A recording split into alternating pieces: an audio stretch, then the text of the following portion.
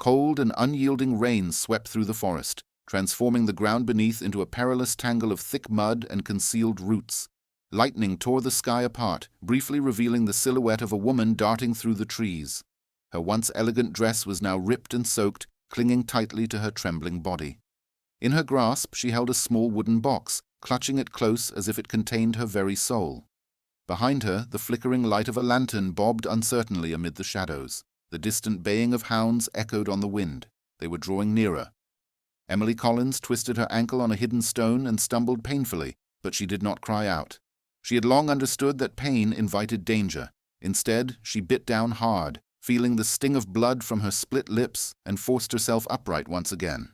Through the bare trees she caught sight of it. A faint glow marked the presence of a steam engine, the dark shape of a train ready to depart. Freedom was within reach, if only she could make it in time. "This way," a man's harsh voice barked, rough with effort and fury. Too close now. Emily pushed on, gasping desperately as she emerged from the tree line. The station was little more than a wooden platform with a solitary lantern swinging wildly in the wind.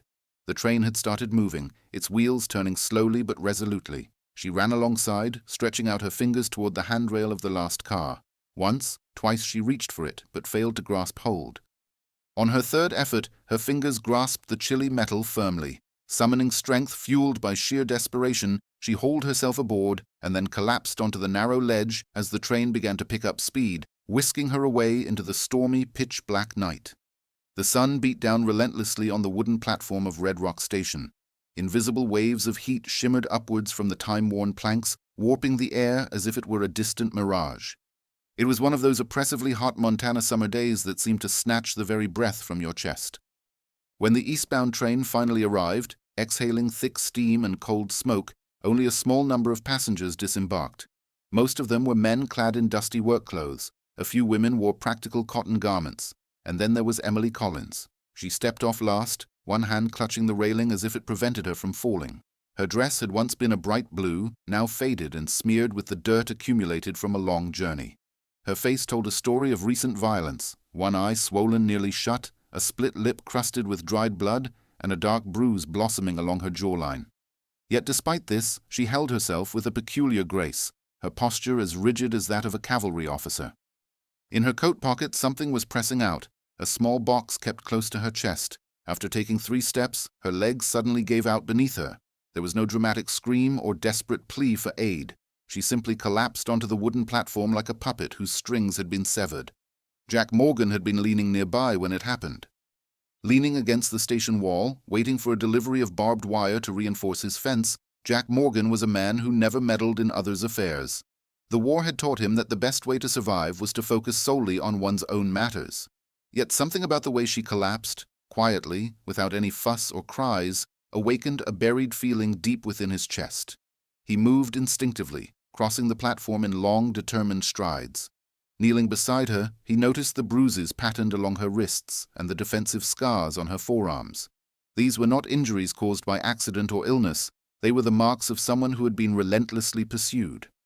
Jack recognized those signs well, having tracked many trails during the war that told similar stories. The station master called out from a distance, cautious and tense. "Is she dead?" Jack slid his arm beneath her shoulders and lifted her gently. His voice was rough, unused to speaking aloud. "She needs a doctor," he said quietly. "Where is the nearest town?" he asked. 4 miles west, the station master answered, glancing warily at the woman. "Near the market at the gardener's place." Without waiting for permission, Jack gathered her closer. She was nearly weightless, as if whatever hunted her had already drained her strength. Her head rested against his chest, and he could feel her breathing shallow but steady.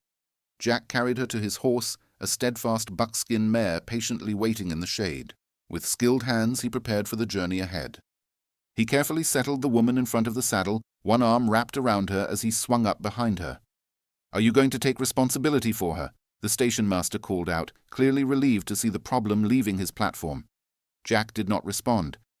Without a word, he turned his horse toward town and rode off. The path to Red Rock twisted through dense pine forests and across sprawling meadows where wildflowers swayed gently in the warm summer breeze. Jack maintained an even pace, neither hurrying nor slowing. The woman in his arms remained unconscious, her head resting lightly against his shoulder. At one point, when they crossed a particularly bumpy section of the road, she made a faint noise of discomfort. "Easy," he whispered, the word feeling unusual on his tongue after so many silent days spent only speaking to his horse and cattle. "You are safe now." Her eyes flickered open for a brief moment. One brown eye, almost hidden beneath swelling, locked onto his face with surprising sharpness. Then, as if the effort drained her, they shut again, and she slipped back into the shadow that had claimed her. Jack examined her features as they traveled onward. She looked to be about 35, with delicate wrinkles at the edges of her eyes that hinted at laughter from better days. Her hands, although bruised at the knuckles, bore the marks of careful, skilled labor. They were not the rough hands of a farm wife or laborer, but showed something more intentional. As they reached the crest of the final hill, the small town of Red Rock appeared in the distance. It was modest at best, centered around one main street. A street bordered by buildings with false fronts, a church steeple rising above the pine trees, scattered homes surrounded by vegetable patches and chicken pens. Yet this place had been Jack Morgan's residence for 5 years now, ever since he had abandoned the smoldering ruins of his past existence. He made his way directly to Dr. Gardner's office, a modest white structure featuring a porch swing and carefully maintained beds filled with medicinal plants. Before Jack could even call out, the door opened swiftly, and Elijah Gardner appeared on the porch, wiping his hands with a rag. At 65, Gardner was as lean as a fence post and weathered nearly as much. His beard had turned completely white long ago, but his eyes remained sharp behind wire-framed glasses. With one quick glance, those eyes surveyed the situation before him. "Bring her inside," he said, holding the door open a bit wider. "What happened?" he asked. "Found her at the station," Jack answered cautiously, carefully maneuvering the woman he carried through the entrance. "She collapsed." Gardner led the way to a small examination room at the rear of the house. "Lay her down here," he instructed, indicating a narrow cot. "Be gentle now." Jack placed her down with more tenderness than anything he had displayed in years. As he stepped back, his fingers grazed the box tucked inside her pocket, but he made no attempt to inspect it. Whatever secrets she held were hers alone. Dr. Gardner leaned over the woman, his movements both precise and delicate as he began to examine her injuries. "These are defensive wounds," he murmured while inspecting her forearms. Then, carefully touching the marks on her wrists, he added, "Restraints." Someone had held her captive against her will. Jack Morgan stood near the door, holding her hand lightly, unsure of his role now that he had brought her for assistance. Would she survive? The doctor looked up with a question in his eyes. "You know her." "Number." "Then why did you bring her here?" There was no blame in Gardner's tone, only curiosity. Jack shifted uneasily, unable to offer a solid reason. It just felt like the right choice. Gardner nodded as if this explained everything. "She will survive. These wounds cause pain, but are not deadly. Dehydration and fatigue are the bigger dangers." He grabbed a bottle from a shelf nearby. "I need to clean these injuries. You may wait outside if you prefer." But Jack stayed still. Instead, he said, "I will stay in case she wakes up scared." The doctor studied him for a moment, then nodded. "Then pull up that chair and help out. Fill that basin with fresh water from the pump back there." For the following hour, Jack observed as Gardner worked. The doctor gently cleaned each cut with precise hands, applied ointments to the bruises, and wrapped the most severe wounds with clean bandages. Throughout it all, the woman remained unconscious, though she occasionally twitched when a particularly sore spot was touched. As Gardner worked, he spoke softly, not to Jack, but to the unconscious woman. "You are safe here, miss. No one will hurt you. We are just taking care of your injuries."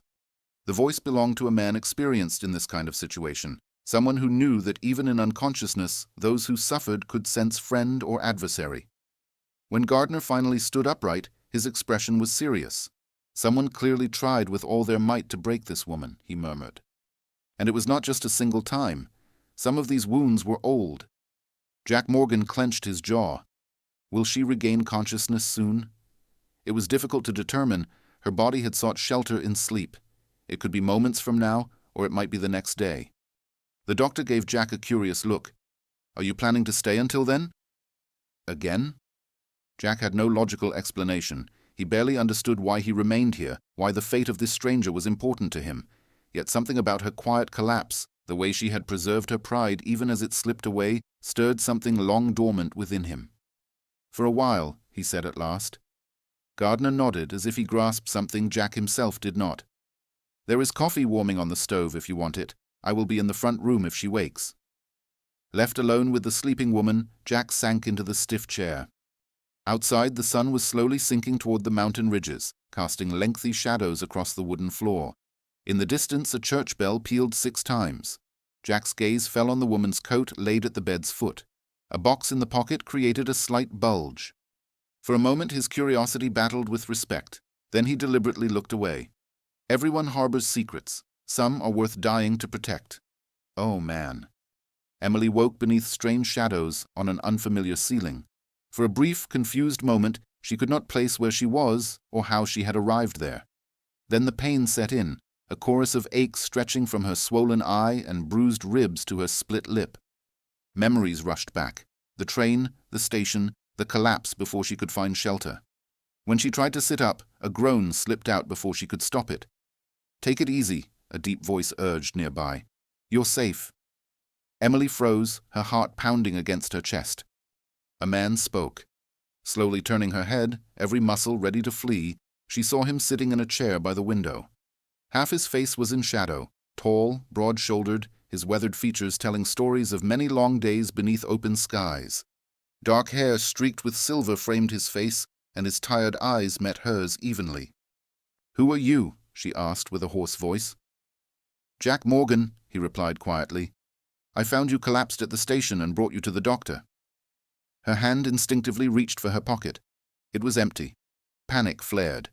Seeing this, Jack nodded toward a small table beside her bed. "Your things are there. No one has touched them." Emily's eyes followed his gesture to a small wooden box resting untouched, just as he had promised. Relief washed over her, making her head swim. "Thank you," she whispered. Jack gave a single nod, then rose with cautious movements, careful not to alarm her. "I will fetch the physician. He will want to know that you are conscious." Before he could step away, she found herself asking, "How long has it been since you collapsed?" "Around 8 hours. It is just past midnight." 8 hours of helplessness.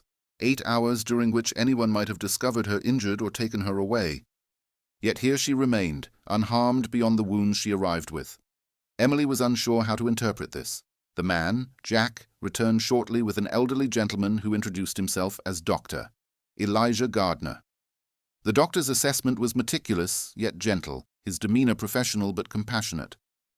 "You are dehydrated and exhausted," he informed her once he had finished.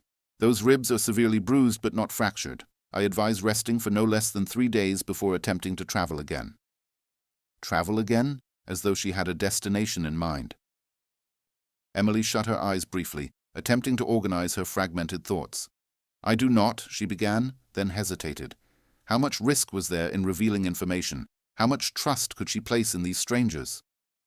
"You do not need to explain anything, Doctor," Gardner said, appearing to sense her hesitation.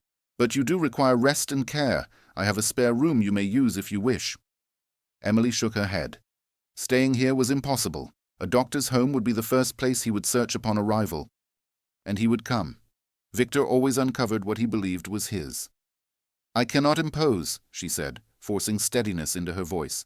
"If you—" The doctor's voice held doubt as he asked if she could guide him to a boarding house given her state. Emily Collins hesitated only briefly. "Emily Collins," she said, "you can barely stand. A boarding house will not provide the care you require." Then Jack Morgan spoke unexpectedly. Both Emily and the doctor turned to face him. "Rose Whitman has a room above her dress shop, and she knows about these matters." Dr. Gardner thought this over and nodded deliberately. "Rose would be suitable. She is a widow living alone, respectable, but discreet." He looked back at Emily. "Would that be acceptable? I can speak with her at dawn." Emily studied the two men, trying to discern their motives. The doctor's concern seemed sincere, while Jack's face remained unreadable, though his eyes held something else, not pity, which she could not have endured, but a kind of recognition. "That would be fine. Thank you," she said at last. "Good. Then it's arranged." Dr. Gardner moved to a cabinet and returned with a small bottle. "This will ease your pain so you can sleep.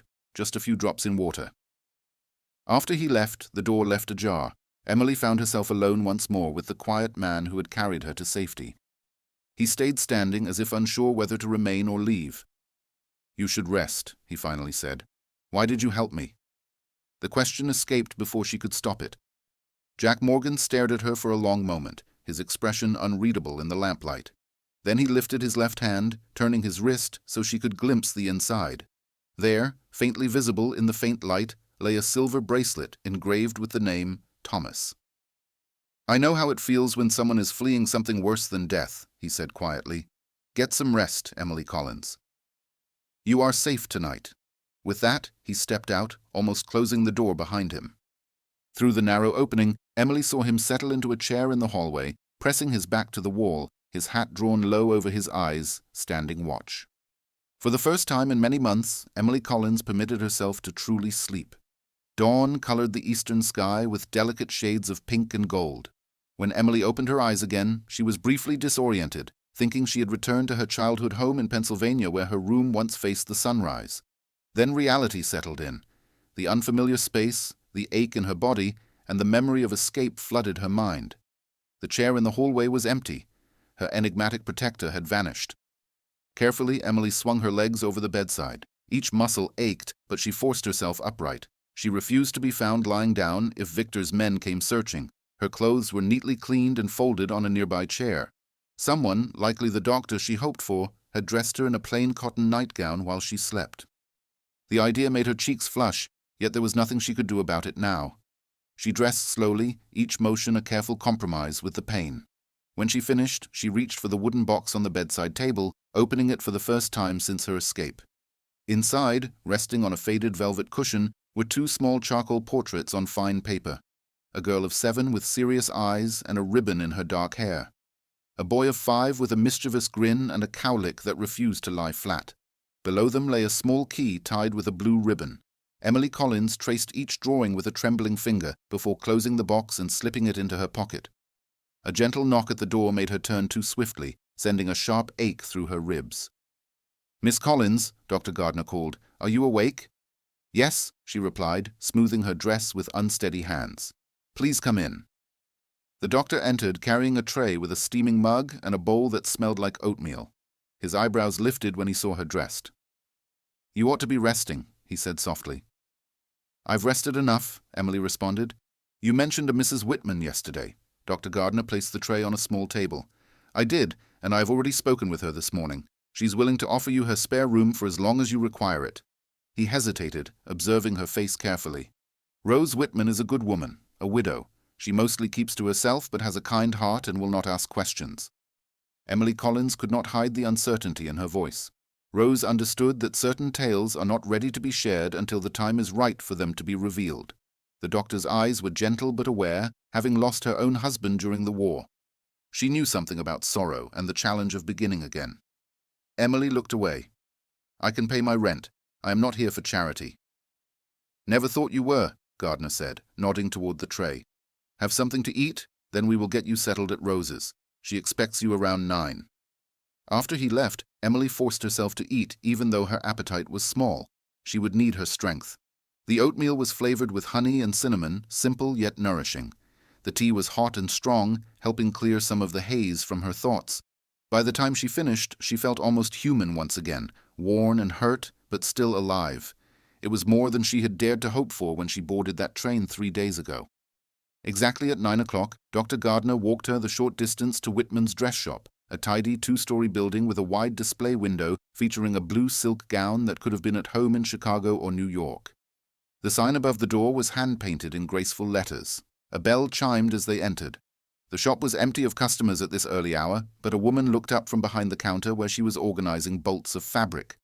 Rose Whitman was in her early 60s, her silver hair tied back in a practical bun and sharp blue eyes that missed nothing. She wore a simple gray dress with flawless tailoring that reflected her own expertise. When she spotted Emily Collins, a subtle change passed over her face. It was not pity but a profound empathy that made Emily want to avert her eyes. "Miss Collins," she greeted, moving around the counter. "Welcome to my shop and my home." She indicated a narrow staircase toward the back. "The room is upstairs, modest but private. You may use it for as long as you require." "That is very generous," Emily replied cautiously.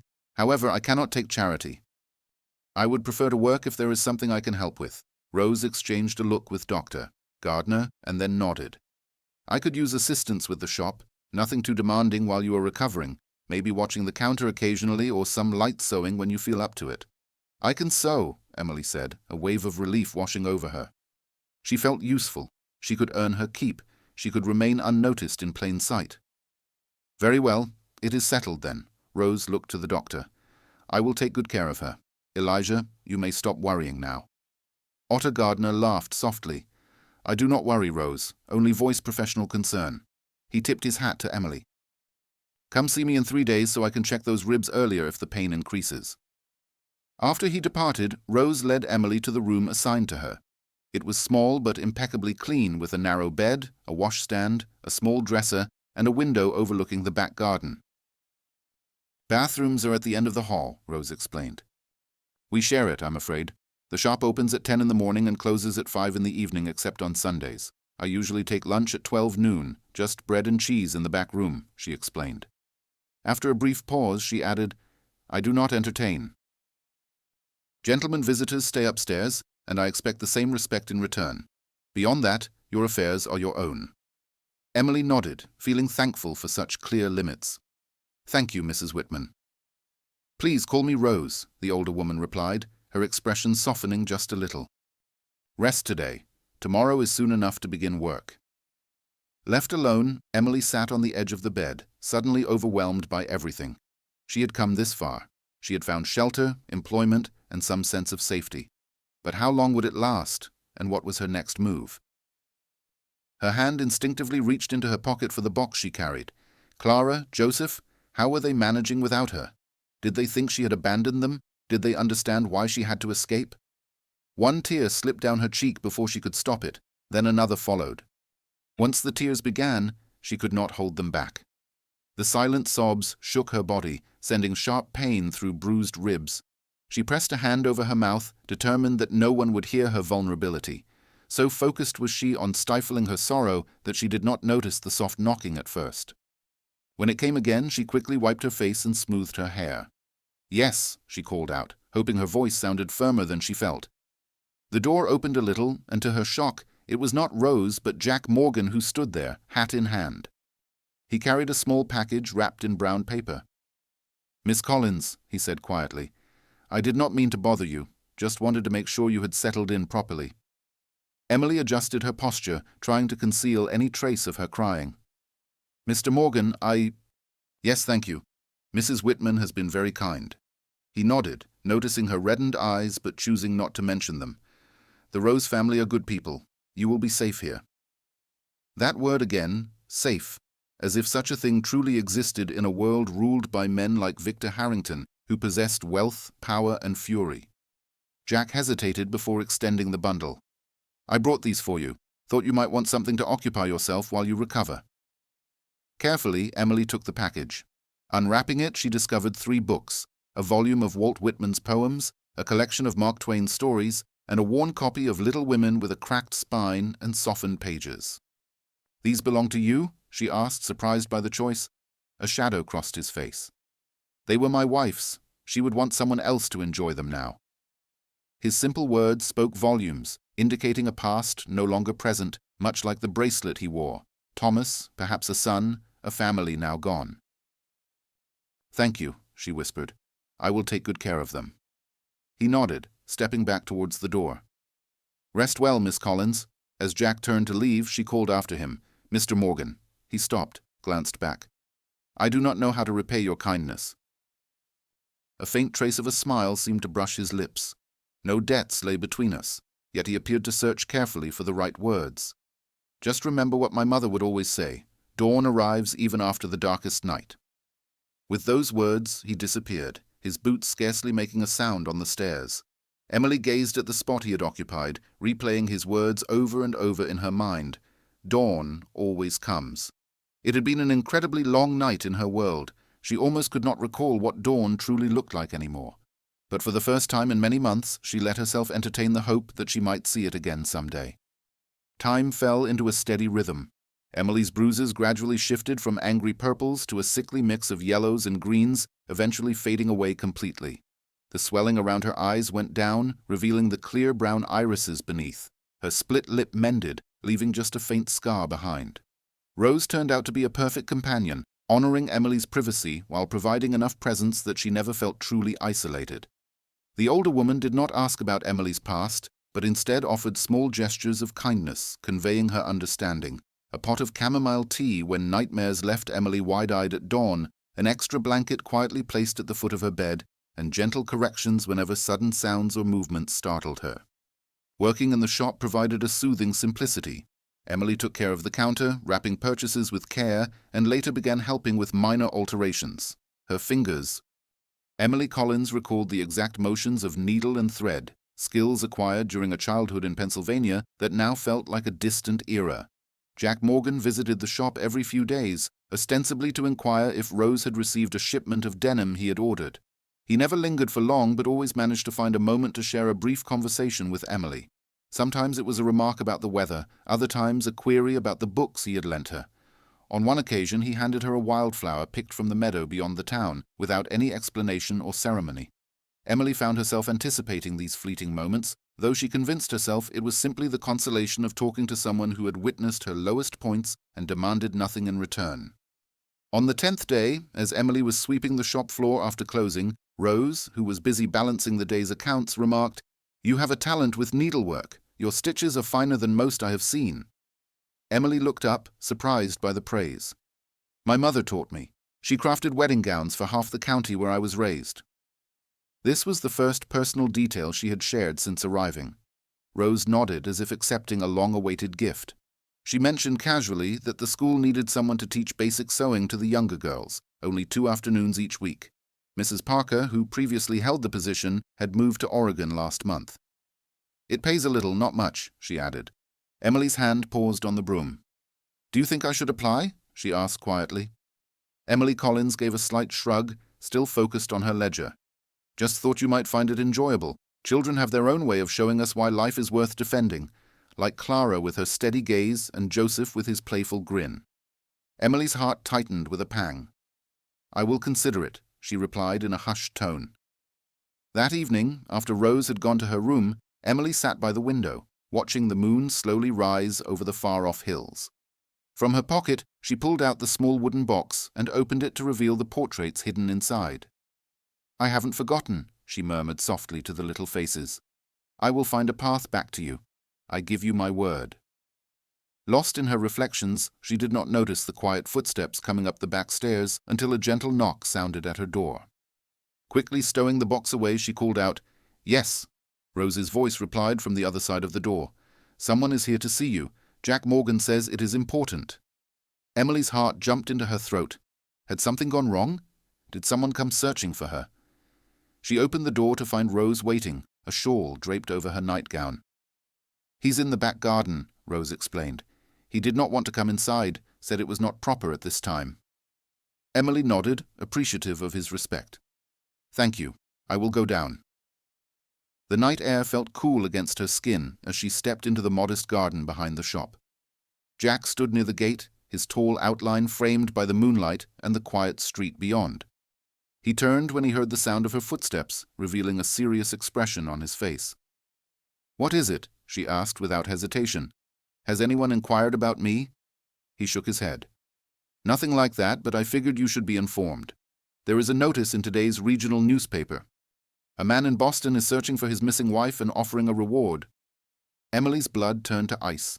The description read, "Brown hair, brown eyes, 35 years old, last seen boarding a train heading west from New York." Jack's gaze held hers steadily. It stated she was unstable and posed danger to herself and others. A bitter laugh slipped from Emily's lips. Naturally, he would say that. She hugged herself, suddenly feeling cold despite the gentle night air. "How much time do I have?" she asked quietly. "Hard to determine. The paper's already a week old by the time it arrives here. It could be that messages have already been sent out," Jack replied. Emily nodded, her mind racing. She would need to leave again, find a new town, a different identity, another temporary refuge. The idea drained her utterly. "Thank you for the warning," she said, already moving toward the stairs. "Wait," Jack's voice made her stop. "There's something more." She turned to face him again, bracing herself for worse news. "There is a full moon tonight," he said, pointing at the sky. Thought you might want to witness something if you are not too exhausted. Emily blinked, surprised by the unexpected shift. See what? Something worth witnessing. His voice held a quiet challenge, gentle yet unmistakable. It is her choice, of course, but she ought to refuse. She should head upstairs, gather her sparse belongings, and begin planning her next getaway. Instead, she found herself replying, "Let me grab my shawl." 10 minutes later, they were moving along a trail leading out of town and up into the foothills. Jack kept a pace mindful of her still recovering strength, pausing now and then to allow her to catch her breath. They remained silent, though the quiet between them felt comfortable rather than tense. The path steadily ascended, winding through clusters of pine and aspen trees. Bathed in moonlight, the landscape transformed into hues of silver and deep shadow. Familiar forms appeared strange yet enchanting, shaped by the light's dance. At last, they arrived at a small clearing atop the rise. Jack halted and motioned for Emily to join him at the edge. Below, the valley stretched out in a glorious moonlit display. The town of Red Rock appeared as a scattering of tiny lights nestled close to the shimmering ribbon of the creek. Beyond lay the plains reaching toward distant mountains, vast, untamed, and breathtaking in a way that made Emily's heart tighten. She exhaled a breath carrying all the emotions she couldn't put into words. Beside her, Jack gazed upward to the star-studded sky. "The first time I stood here after the war," he quietly shared, "I stood in this exact spot and remembered what it meant to breathe." Emily Collins looked at him, taken aback by the rare personal admission. "You fought in the war." He nodded, his silhouette clear against the night sky, united with the mountains. "Cavalry scout, witnessed horrors no man should endure. Committed acts I pray I will someday receive forgiveness for." Emily then turned her gaze to the valley, now grasping why he had brought her to this place. A vast realm of beauty and calmness. "It helps," she whispered.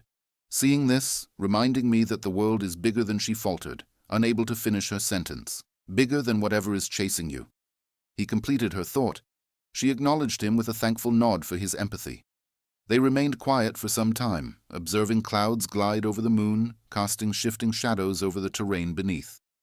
"My husband," Emily finally spoke, the words coming out steady. "The man in the newspaper notice. His name is Victor Harrington, a businessman based in Boston, both respected and wealthy, wielding great power." She inhaled sharply. "He is also a monster." Jack stayed silent, offering her the space to speak further or fall silent as she wished. "We have 2 children," she continued, the pace of her speech quickening. "Clara and Joseph, aged 7 and 5. He used his influence to stop me when I tried to leave him, made me appear unstable, unfit. The courts gave him custody." Her voice faltered. "I couldn't leave them with him. I attempted to take them and escape. He intercepted us before we even reached the station." She shut her eyes. Her mind traced the memory of anger etched across Victor's face, the sheer panic reflecting in Clara's eyes, and Joseph's bewildered tears. He had confined me to our room, claiming he would remind me of my place. After 3 days, I finally escaped through a window, yet reaching the children was impossible. He had already taken them to his sister's home. A wave of familiar guilt and sorrow overwhelmed her spirit. I had to run. He would have ended my life, and then, who would protect them? Jack's voice was soft yet intense. "You did whatever was necessary to survive. There is no disgrace in that." Emily shook her head, unconvinced. "I abandoned my children with a man who saw his wife as nothing more than property. What kind of mother does that make me? The kind who is still alive, still resisting." Jack faced her completely, still believing there was a way to reconnect with them. Emily returned his look, taken aback by the strength in his words. "You believe that's achievable?" "I believe," he said cautiously, "that life has shown me justice can appear in the most unexpected forms." His tone carried a weight that made Emily curious about the tale behind it. What had led this man to Montana? What losses besides the family whose stories he admired had marked him? Before she could find the right question, Jack motioned toward the trail. "We should start back. The hour is late." The descent was simpler than the ascent, yet Emily found herself unwilling for the journey to conclude. In this peaceful night, beside this quiet man, she felt something stirring. She had discovered a moment of calm she believed was beyond her reach now. When they arrived at the garden's back gate, Jack paused. "Thank you," Emily said quietly, "for the warning, and for—" She gestured vaguely toward the hills they had just come down. He nodded, catching the meaning. The moon will be full again in a month, he mentioned. The views will be just as breathtaking then. It was an invitation, an unspoken hope that she might remain, showing that escaping was not her only choice. I will keep that in mind, she answered. As she climbed the stairs to her room, Emily's hand found the pocket where the wooden box lay. For the first time since fleeing Boston, its weight felt like a pledge instead of a burden. Dawn always comes, Jack had said, even after the darkest night. Perhaps here, in this quiet Montana town beneath endless skies, she might finally glimpse the first signs of that long-awaited light. 2 weeks after arriving in Red Rock, Emily stood in front of a classroom filled with young girls, teaching them how to make a simple running stitch. The schoolhouse was a humble wooden structure with tall windows that welcomed the warm late summer sun. 12 girls, aged between 8 and 12, watched with different levels of attention as Emily guided the needle through the cloth. She explained the secret was to keep stitches uniform, neither too tight nor too loose, just like this. Taking Rose's advice, Emily had applied for the job of teaching sewing and was now embracing that new chapter with gentle determination. The headmistress, a stern woman named Martha Dawson, had hired her immediately after viewing a sample of her work. Now it is your turn, Emily Collins said, handing out pieces of muslin and threaded needles. As the girls leaned over their tasks, she moved among them, offering advice and encouragement. A small blonde girl named Emily raised her fabric. Is it like this, Miss Collins? Emily examined the neat row of tiny stitches with approval. Very well done, Emily. You clearly have a natural gift. The girl smiled brightly at the compliment. Mama says sewing is important. She makes all our clothes since Papa died in the mine. Emily nodded, understanding the pride in the child's voice. In a place like Red Rock, these skills were not just decorative, they were vital for survival. As she continued moving about the room, Emily found herself watching the girls' faces as much as their needlework, their looks of focus, frustration, triumph, and the pure happiness of creating something by hand. When was the last time she had seen such emotions on Clara's face? Her daughter was always serious, cautious, too aware of her father's unpredictable temper, and Joseph, whose laughter once filled their home, had become more withdrawn in the months before Emily's escape. That thought caused a familiar ache in her heart, yet today it was mixed with a new feeling, a sense of mission. These girls needed the skills she could provide. For the moment, that would have to suffice. Once class ended and she was collecting her materials, Principal Dawson appeared in the doorway. The girls really enjoyed your lesson, Miss Collins, she said, her usual reserve softening just a little. You have a special way with them. Thank you, Emily replied, caught off guard by the praise. They are eager to learn. Most of them are, Dawson acknowledged, though some would rather be anywhere else. She paused before continuing. We have not had a drawing teacher since spring. I noticed you seem quite skilled at it. Emily looked up sharply. Pardon me? The sketch in your notebook, Dawson explained while motioning towards Emily's small journal open on the desk. It is truly impressive, especially that portrait. Emily felt her cheeks flush. She had been drawing during lunch hours, a habit she developed to pass time. Today, without planning it, she had sketched Jack Morgan's profile as she had seen it on the hillside under the moonlight. It is just a hobby, she said, quickly closing the notebook. A valuable one, Dawson replied. We have funding for another part-time role. 2 mornings each week, teaching drawing to the older students. Would you be interested? Emily hesitated. Spending more time at school meant greater exposure in the community, a higher chance of being spotted if Victor's men came searching. Yet it also meant additional income and resources for whatever lay ahead. I would, she said at last, thank you. As Emily Collins made her way back to Rose's shop, a lightness seemed to lift her step unexpectedly. Having 2 jobs, a space she could call her own, and familiar faces nodding at her on the streets, she was slowly becoming recognized as a member of the community instead of just a passerby. She understood the risks involved in putting down roots, even shallow ones, yet she could not help but savor the quiet joy of being Miss Collins, the sewing instructor, with students looking up to her for help in creating something beyond mere plans to run away. Lost in her thoughts, Emily nearly overlooked the figure resting against the hitching post outside the dress shop.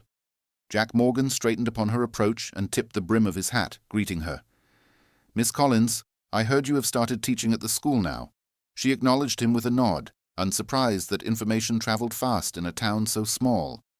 Only 2 afternoons every week, teaching sewing to the younger girls, he commented, Sounds like a good fit. Emily raised an eyebrow, asking how he guessed. A faint smile appeared on his face. Just a hunch. They shared a comfortable silence for a moment. Jack seemed content not to rush into any business, but rather to enjoy the soft afternoon sunlight. At last, Emily inquired, "Did you come for something from the shop? Rose will be open for another hour yet." He shook his head. "No, actually, I brought you something." With that, he pulled a small package wrapped in paper from his pocket. "Found it when I was in Billings last week." Curious Emily Collins carefully opened the gift to discover a small box filled with artist charcoals, more refined than any she had ever used before. "These are costly," she remarked, gently tracing a finger along the sleek sticks. Jack Morgan shrugged and said he thought she might find them useful, far better than the pencil she had been using. Emily looked up at him, surprised. "How did you know I draw?" Jack replied that he had seen her once through the shop window early in the morning before Rose opened. She was sketching something in the notebook she always carried. His gaze met hers, steady and unashamed. "You had the same look my wife used to have when she was reading, as if you had drifted somewhere else for a moment." That comparison touched her unexpectedly. He rarely mentioned his wife, so each reference felt like peeking into a door usually closed to others. "Thank you," she said quietly. "They are just right."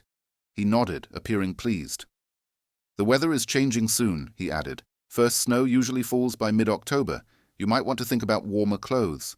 His practical comment reminded Emily of her temporary state. She had been in Red Rock for a little over a month. The season would shift soon. Winter would arrive, making travel harder. Meanwhile, Victor's men, if searching for her in Montana territory, would have had enough time to track her. "I should be going," Jack said, mistaking her silence for hesitation. "I just wanted to drop those off." "Wait," Emily found herself saying. "Would you? I was wondering." He waited calmly as she collected her thoughts. "That bracelet," she said at last, "the one engraved with the name Thomas. Was he her child?" Jack's expression grew still, and for a moment Emily feared she had crossed a line, but then he nodded once. "Yes, he was 6 when we lost him. And my wife Sarah." "I'm sorry for your loss," Emily said quietly. "When did it happen?" 6 years, 4 months, and 12 days ago." His tone was factual, yet Emily perceived the sorrow beneath, still raw despite the years gone by. "What occurred?" she inquired, immediately regretting her curiosity. "Forgive me, that's too personal." But Jack was already responding, his gaze fixed on some distant point. "The fire broke out while I was away in town. By the time I returned," he trailed off, unwilling to finish. Emily felt a sharp ache for this man who had lost everything and yet paused to aid a stranger in distress. "So this is why you came to Montana," she said, understanding at last. "To start fresh," he corrected her. "Not to start anything new, just to escape remembering every time I turned a corner." "And did it help?" she asked gently. His eyes met hers with an expression almost like surprise, as if nobody had ever asked him that before. "Not at first," he acknowledged, "but this land has a way of softening the harsh edges like water over stone. It does not wipe them away, it just makes them bearable." Those words struck a chord deeply inside Emily, for she too. Everything felt sharp and jagged, filled with pain, fear, and guilt. "I should let you get back to your work," Jack said, interrupting the moment. "I just wanted you to have these." He gestured toward the charcoals she held in her hand. "Jack," she called as he began to walk away. He stopped and glanced back. "Would you like to see something I created with these?" The offer came out on impulse, surprising her as much as it seemed to surprise him, but there was something about him that made her want to reveal a part of herself she usually kept hidden. "I would," he answered simply. Emily opened her notebook to a blank page and started to draw her hand, moving with confident, swift strokes using one of the new charcoals. Jack watched quietly as an image took shape, a view from the hill where he had brought her earlier that evening. The valley stretched below, bordered by distant mountains and the tiny cluster of lights known as Red Rock. But she had added something more, 2 small figures standing at the edge of the clearing, gazing out over the wide expanse together. When she finished, she carefully tore the page from her notebook and handed it to him. Jack examined the sketch, his face unreadable. Then, with careful hands, he folded it and slipped it into his shirt pocket close to his heart. "Thank you," he said, his voice rough. Emily nodded suddenly. "For the charcoals. For the memory," he corrected her. As he turned to leave, Emily felt something stir inside her, similar to ice breaking apart on a river following an enduring winter. This new sensation was delicate, cautious, like the very first green sprout pushing through after a frost, yet it was vibrant, and for the moment, that was sufficient. The evening air was unusually mild for early October, a final celebration of summer before the onset of winter. Emily sat on the back steps of Rose's shop, savoring the fading twilight.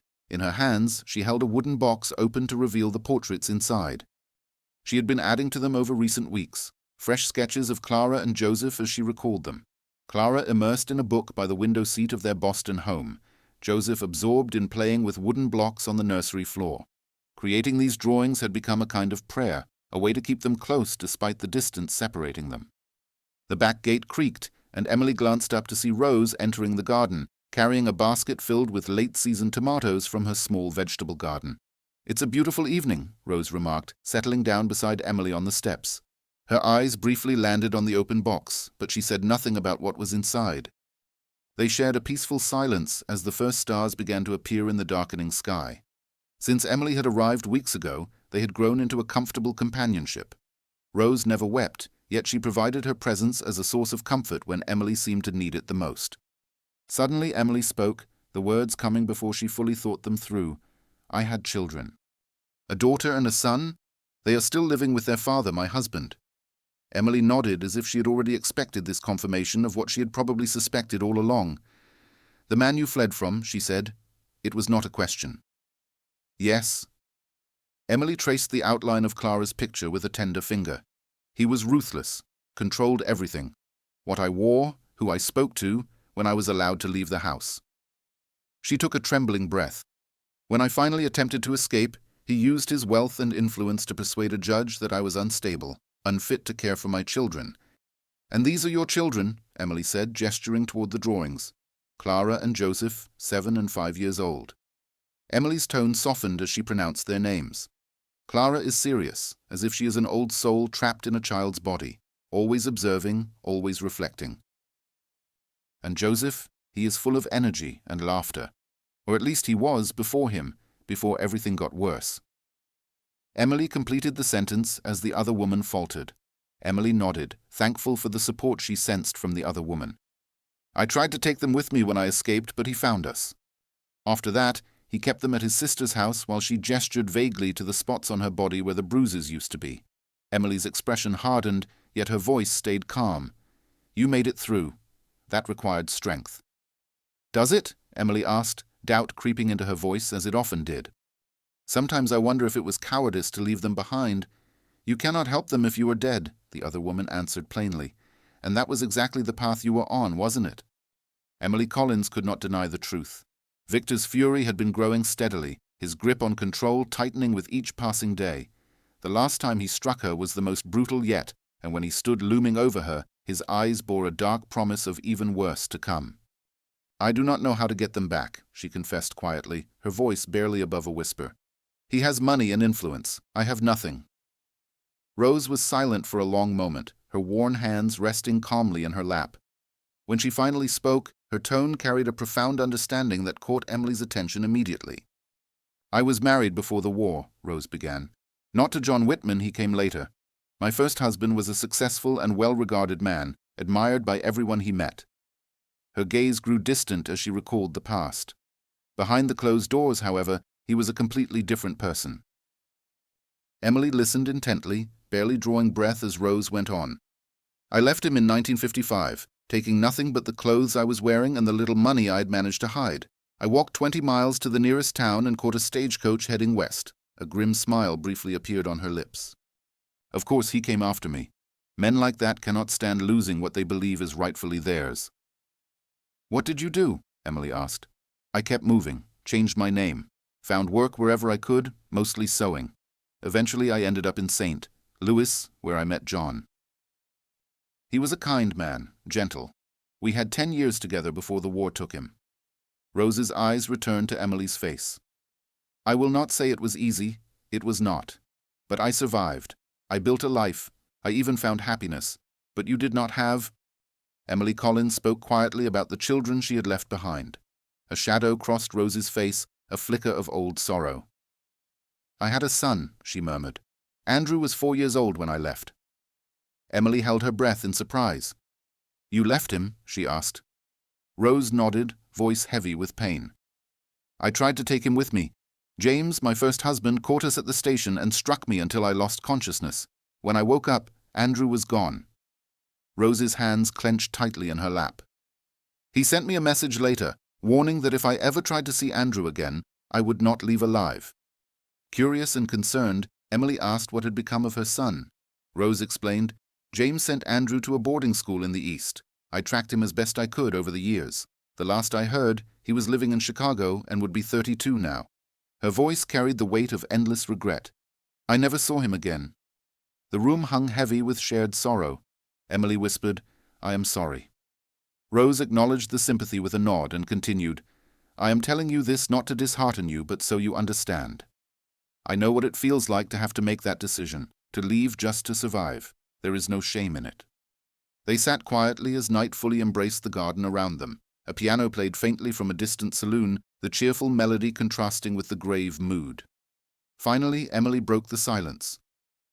What would you do if you were me? Rose pondered the question thoughtfully. I would remember that you have something I did not, she said after a moment. You have friends here, people who will stand by your side. She paused before adding more. With a knowing glance, including one particular rancher who nowadays seems to find numerous excuses to visit my store, Emily Collins felt her cheeks flush with warmth. Jack Morgan is simply being considerate. Jack Morgan has not shown kindness to anyone since his family was taken from him, Rose replied. Not until you showed up. She gathered her basket as she spoke. Think about that. As Rose made her way inside, Emily stayed on the porch steps, her thoughts swirling around the older woman's words. Friends, allies. The idea felt foreign after so many years of isolation, even when surrounded by Boston's high society. Yet it was true. Here in Red Rock, Emily had started to build meaningful relationships. Rose, with her quiet resilience and tough wisdom. Dr. Gardner, offering tender care combined with discretion. Principal Dawson, surprising Emily with the suggestion of a second teaching role. And Jack.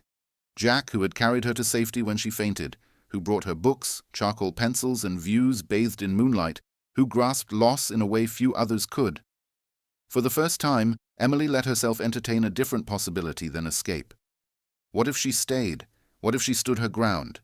The idea was daunting. Victor's influence was vast, his means overwhelming compared to hers. But as she gazed down at the portraits clutched in her hands, Emily felt a growing strength inside her. Clara and Joseph deserved a mother prepared to fight for them, not just run away. They deserved the chance to grow up in a place like this, beneath endless skies and open horizons. Honest individuals in a space where one could truly be themselves. The wooden box concealed a false bottom, a secret compartment Emily Collins had stumbled upon during her first week in Boston as Jack Morgan's wife. With care, she lifted the portraits and placed them aside. Then she pressed the hidden latch, uncovering the small cavity beneath.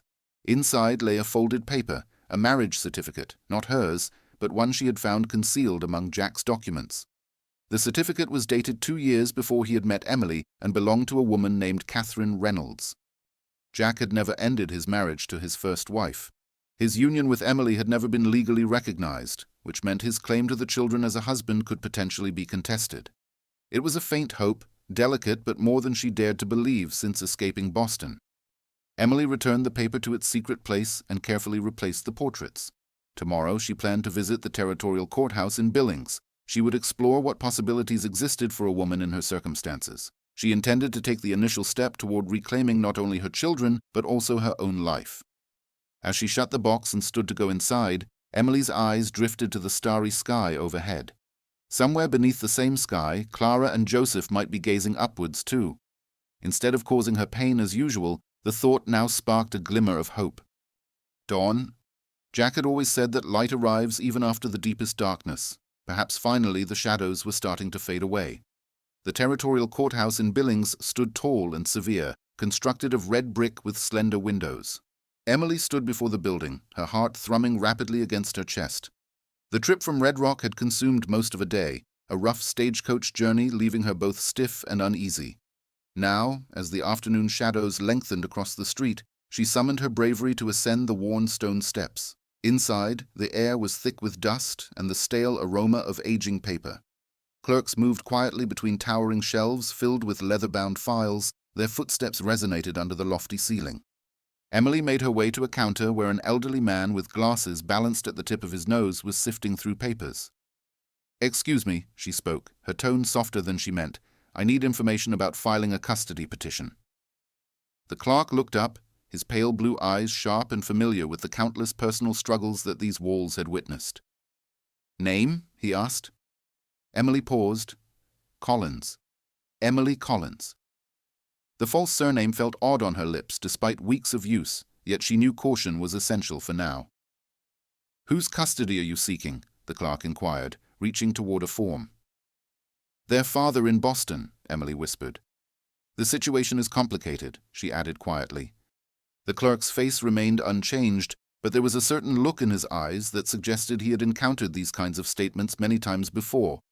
Custody issues from other states must be processed through the federal circuit court. Judge Holloway only hears cases once every month. The next session is 3 weeks from Thursday. Emily Collins felt a wave of despair. Is there any way to speed up the procedure? The children's well-being is in danger. Do you possess any paperwork, court documents from Massachusetts, witness testimonies, proof of abuse, all the evidence she had escaped without? Emily only had the concealed marriage certificate that confirmed Victor's bigamy, but revealing it would also expose her own identity. "Not with me," she confessed quietly. The clerk's expression softened just a bit. "Mrs. Collins, I do not want to discourage you, but custody disputes that cross state boundaries are notoriously complicated even under the best scenarios." Without proper documentation, he left the statement open-ended. What would be needed to build a strong case? Emily pressed on, unwilling to give up so easily. The clerk thought for a moment, then reached under the counter and pulled out a slender pamphlet.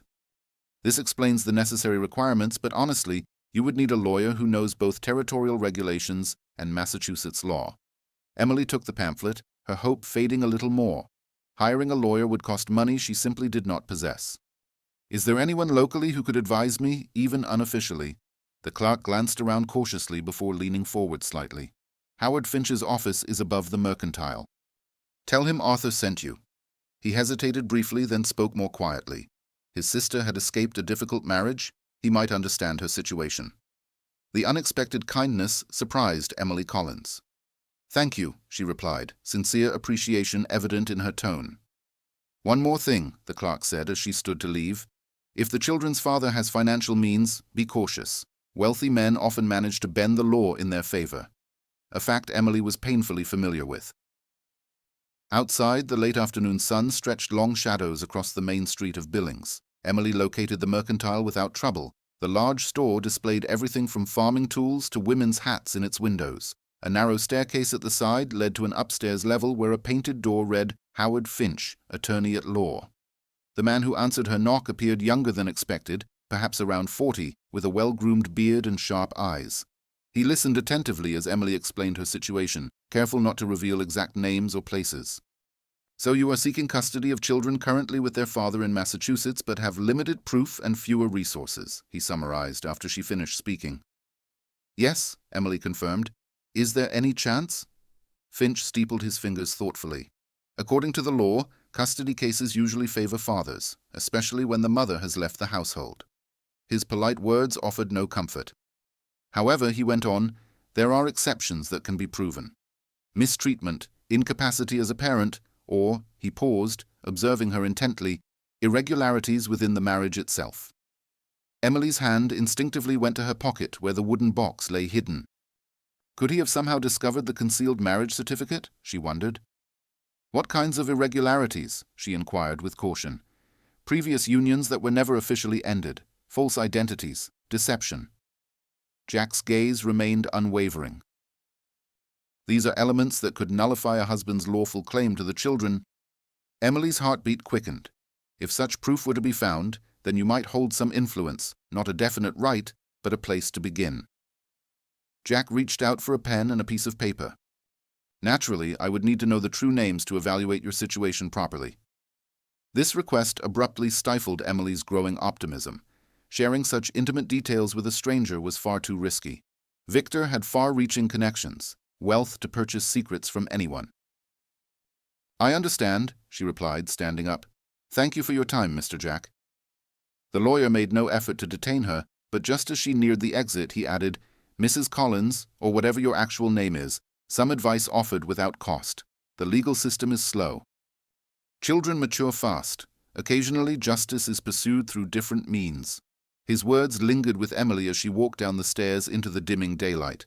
Different means? What could that possibly imply? What choices were left for a woman lacking money, legal rights, and facing a formidable adversary? The final stagecoach returning to Red Rock had already left.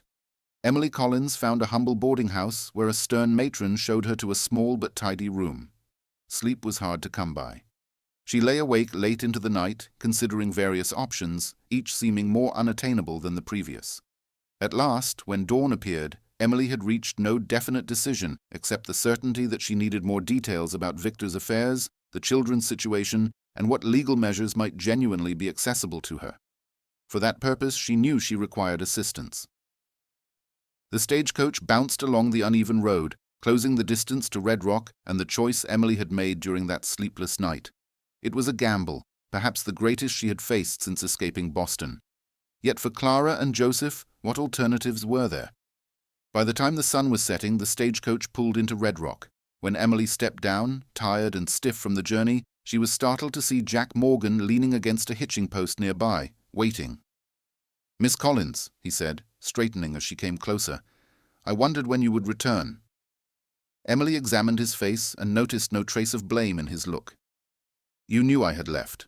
Rose mentioned you took the stage to Billings yesterday. Business, he replied. His voice was relaxed, but his eyes expressed a question. Yes, Emily agreed, suddenly unsure about how to move forward with the decision she had made during her restless night. I needed to speak with someone, she admitted. Jack nodded as though that clarified everything. I thought you might prefer to ride back to town. Stagecoach stops can be quite a walk when you're weary. Only then did Emily notice the wagon behind him. It was not his usual horse, but a robust farm wagon, complete with a bench seat and plenty of space in the rear. That's very thoughtful, she said, genuinely moved by his kindness. He helped her onto the seat, his hands firm and steady at her waist. The brief touch sparked an unexpected warmth despite her fatigue. As they made their way to town, Emily found herself sneaking looks at his profile, the strong jawline, the weathered lines near his eyes, the way his mouth was set, suggesting he seldom smiled but meant it when he did. His face told stories of hardship, yet refused to be shaped by it. Could she entrust him with the truth?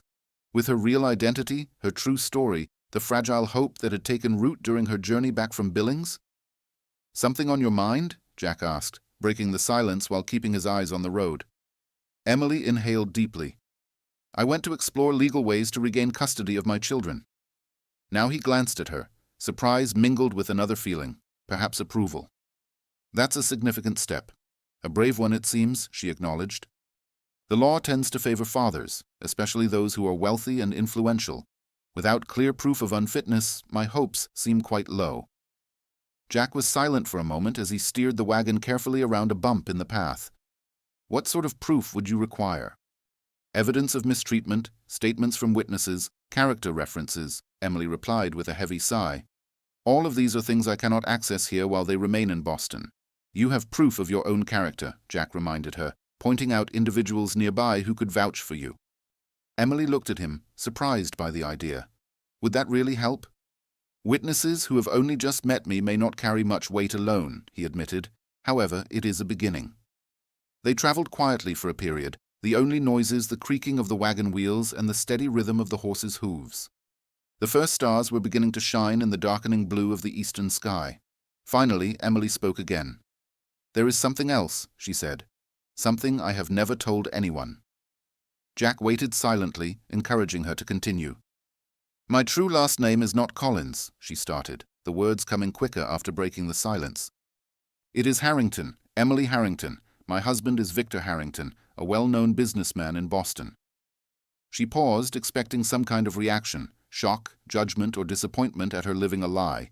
Yet Jack's face stayed calm, and when she hesitated, he urged her on. And I believe his marriage to me may never have been legally valid. Emily lowered her voice further, even though there was no one around to listen on the deserted street. I discovered proof that he was already married when he married me. he never divorced his first spouse. Jack appeared genuinely shocked. "Are you certain?" he asked. "Sean, I possess a marriage certificate. I found it concealed among his documents before I left. It is for a woman named Catherine Reynolds and dates back 2 years prior to our wedding," Emily revealed with hesitation. "The first Mrs. Harrington? I am not sure," she added. "Victor claimed to be a widower when we first met, stating that his wife perished in a fire. I had no reason to doubt him until I uncovered that certificate." Jack remained silent for a long time, causing Emily to fear she had erred in trusting him with this secret. Then he finally spoke. "If this is accurate, it alters the situation from a legal standpoint." "That is exactly what Mr. Finch, the lawyer in billing, recommended," Emily responded. "However, to use this proof, I would need to reveal my true identity and my location." Fear gripped her throat. Victor would come after me. "Unless someone else carried out the investigation for you," Jack said thoughtfully. "Someone unconnected to you who could not be traced back." Emily looked at him, realization dawning gradually. "You would do that?" He gave a casual shrug that somehow expressed both ease and firm resolve. "I was planning to visit Helena on business anyway. The offices that keep territorial records there might be the perfect place to start searching for details about this Catherine Reynolds." His proposal left Emily breathless. This man, who had no obligation to her, was willingly stepping forward to help uncover the truth about her husband, possibly putting himself in danger for her sake. "Why are you doing this?" she asked, unable to hide the amazement in her voice. Jack's gaze met hers firmly as the evening shadows grew. "Because some battles deserve to be fought," he explained. "Your children, your liberty." He hesitated and then added in a softer tone, "Your opportunity for happiness." In that moment, something between them changed, a stronger bond of trust, a mutual understanding of their goal. Emily sensed it like a shift in the very atmosphere surrounding them. "Thank you," she murmured. They arrived at the outskirts of town, where the windows glimmered warmly against the fading light. Jack slowed the wagon near Rose's shop. "I will leave for Helena by week's end," he mentioned while helping Emily down. "The trip will take about 5 days. Will you manage here alone?" Emily thought of her students, the ones Dr. Gardner had entrusted to her care, and the people who had slowly come to support her in various ways. "Yes," she answered, surprised by her own confidence. "I will." Jack gave a satisfied nod. "Rest now. You seem weary." As he started to leave, Emily caught his arm. The touch was fleeting, her fingers just grazing the coarse material of his coat, yet it stopped him as if she had seized him firmly. "Jack," she said softly, using his first name for the first time. "Be cautious. Victor has resources and connections. If he found out someone was asking questions, I know how to move unseen," he assured her. His voice held the calm certainty of a man who had once tracked people through wilderness and war. "It is what I excelled at before the fire that destroyed his family, before he came to Montana to vanish, before Emily Collins accidentally disrupted his carefully built isolation. Yet she insisted, 'Promise me you will be cautious.'" Something softened his gaze. "I promise." Watching him drive away, Emily felt a complicated blend of emotions well up inside her: hope, fear, gratitude, and something else she could not yet identify. Whatever lay ahead, she was no longer facing it alone. For the first time in longer than she could recall, Emily allowed herself to imagine a future. Not merely survival, but reclaiming all she had lost. The days without Jack Morgan lasted longer than Emily had expected. She filled them with work at Rose's store, at the school, and increasingly with her drawing. Principal Dawson had been right about the children's interest in art lessons. Twice a week, Emily taught fundamental techniques to a group of older kids, discovering unexpected delight in their progress and eagerness. In the evenings, she often sat with Rose in the small parlor behind the shop, sewing or sketching while Rose read aloud from the newspaper. It was during one such evening, a week after Jack had left, that a news story caught their attention. In the local news section, Emily Collins' attention was caught. "What was that?" she asked, glancing up from her sketch. The report concerned Boston. Rose found the article again. "Prominent Boston businessman Victor Harrington has offered a significant reward for any information that leads to the whereabouts of his wife, Emily, who vanished last August." The article described Mrs. Harrington as unstable and possibly dangerous, believed to have headed west. Mr. Harrington expressed worry for her well-being and for anyone she might meet along the way. A sudden wave of shock washed over Emily's face. Rose looked at her gravely. "He is looking for you," she stated. It was not a question. Emily nodded, unable to find words due to the tightness in her throat. Rose folded the newspaper carefully and put it aside. I have suspected it since you arrived, Rose said quietly. The bruises, the nightmares, the way you constantly glance at the road whenever strangers come through town. Are you thinking of asking me to leave? Emily managed, already mentally figuring out how fast she could gather her few possessions. Rose's eyes widened in disbelief. Leave, child? Why would I do that? Because I have put you in danger. Lied to you. You haven't done anything like that, Rose countered with determination. You took a name that would keep you safe. That is not lying, that is survival. She reached across the small table, taking Emily's cold hand in her warm one. And as for danger, I am an old woman who has lived through war, loss, and hardship. What else could this world possibly do to me that I have not already faced? The quiet bravery in those words moved Emily Collins to tears. Thank you, she whispered softly. Rose gave her hand a gentle squeeze before letting go. Now, the crucial question remains. What will you do if he starts posting notices here? It will not be long before someone connects the dots. Emily had been battling that fear ever since she saw her husband's name in the paper. How much time would pass before someone in Red Rock, a person who had seen the newspaper and recognized Emily Collins, the drawing instructor, put everything together? I don't know, she confessed. I was waiting for Jack Morgan to come back. He's helping me investigate something that might give me leverage. Rose raised her eyebrows just a bit. Is he really interesting now? Before Emily could challenge her tone, Rose went on. Well, until he is back, we have to be ready. If anyone comes searching, you will need a safe place to hide. I won't put you at risk, Emily responded firmly. I am not asking permission, Rose replied, equally determined. Besides, I know this town better than most. There are places no one would think to check. As they spoke about possible plans, Emily realized she had found more than just refuge in Red Rock. She had discovered allies, people willing to stand beside her against an unknown threat simply because they believed she deserved protection. It was a powerful feeling. Emily Collins was experiencing something entirely new after the loneliness she endured in her marriage, where Victor had steadily isolated her from friends and family until he became her whole world. The following day, an unexpected visitor arrived at the dress shop.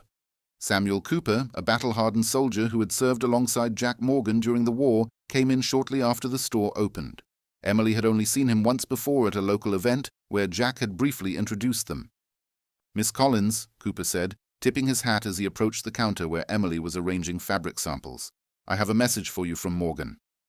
Emily's heart raced. Is Jack back? Cooper shook his head. I met him in Helena 2 days ago. He asked me to tell you that he's following a lead and might be gone longer than expected. The lead involved Catherine Reynolds, a detail Emily longed to ask about, but knew she had to preserve her disguise. Did he say anything else? She inquired, trying to sound casual. Cooper hesitated, glancing around the empty shop, then lowered his voice. He wanted me to warn you to be careful. People are talking about some man from Boston offering money for information about his missing wife. His eyes silently questioned her resolve. Emily held his gaze firmly. Thank you for the warning, Mr. Cooper, and for passing along Jack's message. He nodded, studying her face a moment longer. Morgan is a good man, he finally said. The finest scout in the regiment during the conflict. If he is watching out for you, you are in safe hands. The praise coming from a man clearly familiar with Jack Morgan at both his finest and most challenging moments comforted Emily Collins. I trust that, she whispered. After Cooper departed, Emily found herself unable to focus on her tasks. Jack was pursuing a lead, something important enough to delay his return. Had he discovered anything about Catherine Reynolds or Victor's business affairs? The possibilities both thrilled and frightened her. Then there was the notice in the newspaper. Victor expanding his reach, using his wealth to transform strangers into hunters. How long until someone recognized her description? How soon would she need to escape again? The bell over the shop door jingled, pulling Emily from her reverie. A man entered, impeccably dressed, unfamiliar with the atmosphere of a small frontier town, more accustomed to urban life. Good morning, Emily said with a practiced smile, concealing the sudden flutter of nervousness in her chest. Welcome to Whitman's. How can I assist you? The man came to the counter, his eyes studying her with an unsettling intensity. Actually, he said, his accent marking him as Eastern, perhaps from New York or Boston. I am seeking information rather than goods." Emily's hands froze on the fabric she was folding. "Oh, what kind of information? I'm trying to find someone." He reached into his coat and pulled out a folded paper. "A woman who might have traveled through here during the past few months." With careful motions, he unfolded the paper to display a drawing. It was an impressively precise portrayal of Emily Collins herself, albeit with longer hair and dressed in the fashionable attire she had abandoned back in Boston. "Her name is Emily Harrington," the man said, observing Emily's expression intently. "Her husband is very worried about her safety. She is unwell and left home in a state of confusion." Emily forced herself to look at the sketch as though she were studying a stranger's face. "I am afraid I cannot assist you," she replied, proud of how steady her tone sounded. "We rarely see travelers here in Red Rock, especially not women of such standing." The man grinned, though the warmth did not reach his eyes. "That is unfortunate. There is a considerable reward for any details that lead to her recovery." He placed a card on the counter. "Daniel Pinkerton, if you remember anything useful, you can contact me at the hotel for the next several days. Pinkerton."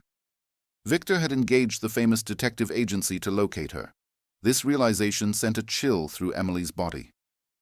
"I will keep that in mind," she said without touching the card.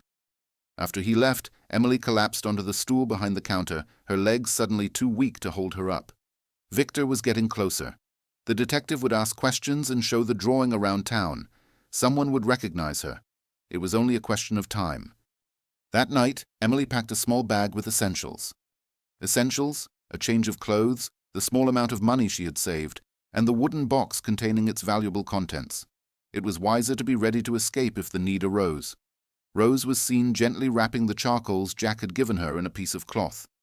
"You will not run," the older woman declared firmly from the doorway. Emily looked up, startled by the firmness in Rose's tone. "Mr. Pinkerton will question people, display that sketch. Someone might recognize me," Emily admitted hesitantly. "Maybe," Rose allowed, "but you have allies here now, people who are not so quick to trade you away for a stranger's reward." She stepped inside and closed the door fully behind her. Furthermore, running is exactly what he expects and wants. It is the method men like him use to keep control, keeping you frightened and isolated. That word hit Emily with unexpected intensity. Rose was correct. Fleeing had been vital when she escaped Boston, a matter of survival. But now it would mean surrendering to the same dread that had dominated her life with Victor. "What is the other choice?" she asked sincerely, looking for guidance from the woman who had endured her own hardships. Rose sat at the edge of the bed, her gaze reflective. "Stand firm. Rely on the community you have established here. And when Jack returns, pay close attention to his discoveries. Knowledge is power, Emily. It is time for you to claim some of your own." Later that night, unable to find rest, Emily sat by her window observing the silent street beneath. The hotel where Pinkerton was staying stood quietly in the darkness. The house lingered faintly at the distant end, a lamp still glowing in one of the upstairs windows. Was he awake as well, devising his forthcoming plans? Perhaps compiling names of individuals to question about the enigmatic Miss Collins who had shown up in Red Rock just when Emily Harrington had disappeared from Boston. Emily's hand slipped into her pocket, now holding the tiny key from the wooden box. This key opened a safety deposit box in a Boston bank, a precaution she had arranged in the weeks preceding her flight, slowly transferring small valuables there. Among them was the original marriage certificate proving Victor's marriage to Catherine Reynolds. She had kept a copy concealed in the box, but the original remained safely stored in Boston, out of Victor's grasp, awaiting the moment she could make use of it. A movement on the street below caught her eye. A horseman was moving slowly through the pools of lamplight. The rider's silhouette felt familiar. Jack. Emily's heart soared.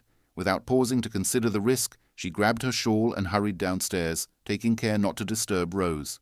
The night air was crisp, hinting at the onset of autumn as she stepped onto the back porch. "Jack," she whispered softly into the garden's darkness. A figure separated from the deeper shadows near the gate.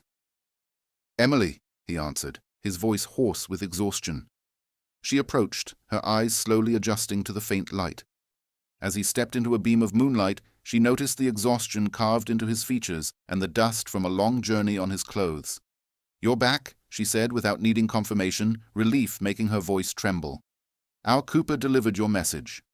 Jack nodded, taking off his hat as he drew near. "I found more than I expected," he said softly. "I had to be thorough."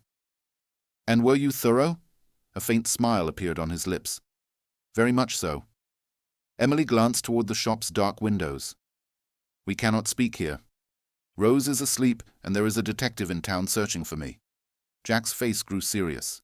Pinkerton, yes. How did you know? I saw him in Helena asking about women traveling alone. His tone was grim. He is not the only one. Your husband has men scouring the railway lines. That news sent a chill through Emily despite her shawl. Then we definitely cannot stay here. It is too dangerous. Jack paused briefly. I know a place, he said at last, if you're not too weary. I am not, Emily assured him, although she felt drained from days filled with worry and restless nights. Still, the need to learn what Jack had uncovered outweighed any fatigue. Meet me at the livery in 10 minutes, he instructed. Bring a warm coat. The nights are growing colder. Exactly 10 minutes later, Emily slipped quietly into the shadows toward the stable at town's edge. Jack waited with 2 horses, including his own gentle buckskin mare of soft grey coloring. Is this all right? He inquired while assisting her onto the horse. It is not far, but riding makes it easier. Emily settled comfortably in the saddle, thankful that her childhood lessons had not completely slipped away. It is fine, she replied confidently. They rode quietly along the town's outskirts until they reached the open fields. The nearly full moon provided enough light to follow the winding path leading up to the foothills. Emily recognized this trail. It was the very same route Jack had taken her on a few weeks earlier to the overlook with its sweeping valley view. Upon reaching the clearing, Jack dismounted and carefully helped Emily down. His hands were firm and steady against her waist, and despite the cool evening breeze, she felt a sudden rush of warmth from their brief touch. No one will hear us here, he assured her, as he led their horses toward a small grove where they could nibble the late summer grass. Emily stepped to the clearing's edge and admired the silver-glowing landscape below. The cluster of faint lights from Red Rock appeared peaceful and small among the vast Montana night. What did you discover? She asked when Jack came to stand beside her. He paused briefly, gathering his thoughts. Catherine Reynolds Harrington is still alive, he revealed at last. Emily turned toward him, shocked. Alive? But Victor said she perished in a fire. There was a fire, Jack confirmed, at the Harrington summer residence in Vermont in 1874, and Catherine was reported dead then. But I discovered a bank record from 6 months later. A significant withdrawal was made from an account registered under her name in Philadelphia. She survived, Emily Collins. She lived and escaped. It seems the trail vanishes after Philadelphia. Yet, there is more. Jack Morgan's voice grew firmer. Your husband follows a pattern, Emily. Before Catherine, there was another wife, Elizabeth Harrington née Wells. They married in 1868 and she passed away in 1872, supposedly from consumption. 3 wives, Emily whispered, the realization dawning slowly, all within a single decade. And business allies who meet untimely fates, rivals who abruptly sell their companies after personal losses. Jack's gaze was serious under the moonlight. Victor Harrington has built his success on the misfortunes of others. Emily hugged herself, feeling chilled by more than just the cold night. She had known Victor was harsh and controlling, but this hinted at something far more sinister. A man who could arrange not only abuse but potentially murder. The children, she murmured, fear gripping her voice. Clara and Joseph mean a lot to him, Jack said promptly, sensing her dread. They are his heirs, his public image as a devoted family man. They are probably safe, Emily. She nodded, trying to accept it. Victor had never physically harmed the children, although his distant attitude, strict rules, and severe discipline caused harm of a different nature. Did you discover anything else? What could assist me legally? She inquired, steering her thoughts back to the immediate concern. The marriage certificate is authentic, Jack Morgan confirmed. I examined the original document at the Vermont County office. Victor Harrington married Catherine Reynolds on the 12th of June, 1872. There is no indication of divorce or annulment, nor any death certificate despite the alleged fire. Therefore, my marriage was never lawful. Emily Collins felt the word strange lingering on her tongue. Most likely the children are still legally Harringtons, Jack said softly. However, a skilled attorney might use this to dispute his sole custody claim, especially considering his deceit. Emily pondered this thoroughly. Not a definite win, but definitely a foothold. Leverage, as Mr. Finch had described it. There is something else, Jack added, his tone shifting subtly. Something I discovered by chance. A notice in a Chicago legal journal from 3 months ago. Catherine Reynolds Harrington filed for divorce in absentia, citing abandonment. Emily's breath hitched. She is in Chicago. At least she was when the notice was published. Jack retrieved a folded paper from his coat pocket. I copied the details, including her lawyer's name. Hands trembling, Emily took the paper, though darkness made it hard to read. A link to Catherine, a woman who survived Victor, who might comprehend and perhaps be willing to assist. Words deserted Emily. Just a beginning, Jack concluded for her, not an end, but a start. They stayed quiet for a brief moment, feeling the weight of the discovery settle between them. Emily was sharply aware of Jack standing close. This man who had traveled hundreds of miles had dared to ask difficult questions, all to assist a woman he hardly knew in reclaiming what belonged to her. "Why did you do this?" she asked softly, turning to face him fully. In the moonlight, his features were painted with silver and shadow, but his eyes remained clear and fixed on hers. "Because you needed someone to stand up for you," he replied simply. "And because—" his voice faltered, a vulnerable look crossing his face, something Emily had never seen before. "Because," she encouraged gently. Jack glanced away toward the valley below. "Because when I lost my family, I lost my reason to live. Everything I valued vanished. For 6 years, I was just a shadow of myself." His tone grew rougher. "Then you showed up, broken yet refusing to give up, scared but still strong, and that made me remember what it means to care about anything, about someone." The truth of his words hung heavy in the air. Emily sensed something stirring within her chest, a barrier starting to fall, a long-shuttered door slowly opening. "Jack," she breathed, unable to say more. He looked back at her, his eyes locking with hers. Slowly, giving her every chance to pull away, he lifted his hand to her face. His fingers were rough but tender as they followed the curve of her cheek, finally resting beneath her jaw. "You owe me nothing," he said softly. "Not for this, not ever." "I understand," Emily answered, her tone more composed now. Slowly, she placed her hand over his, holding it gently against her cheek.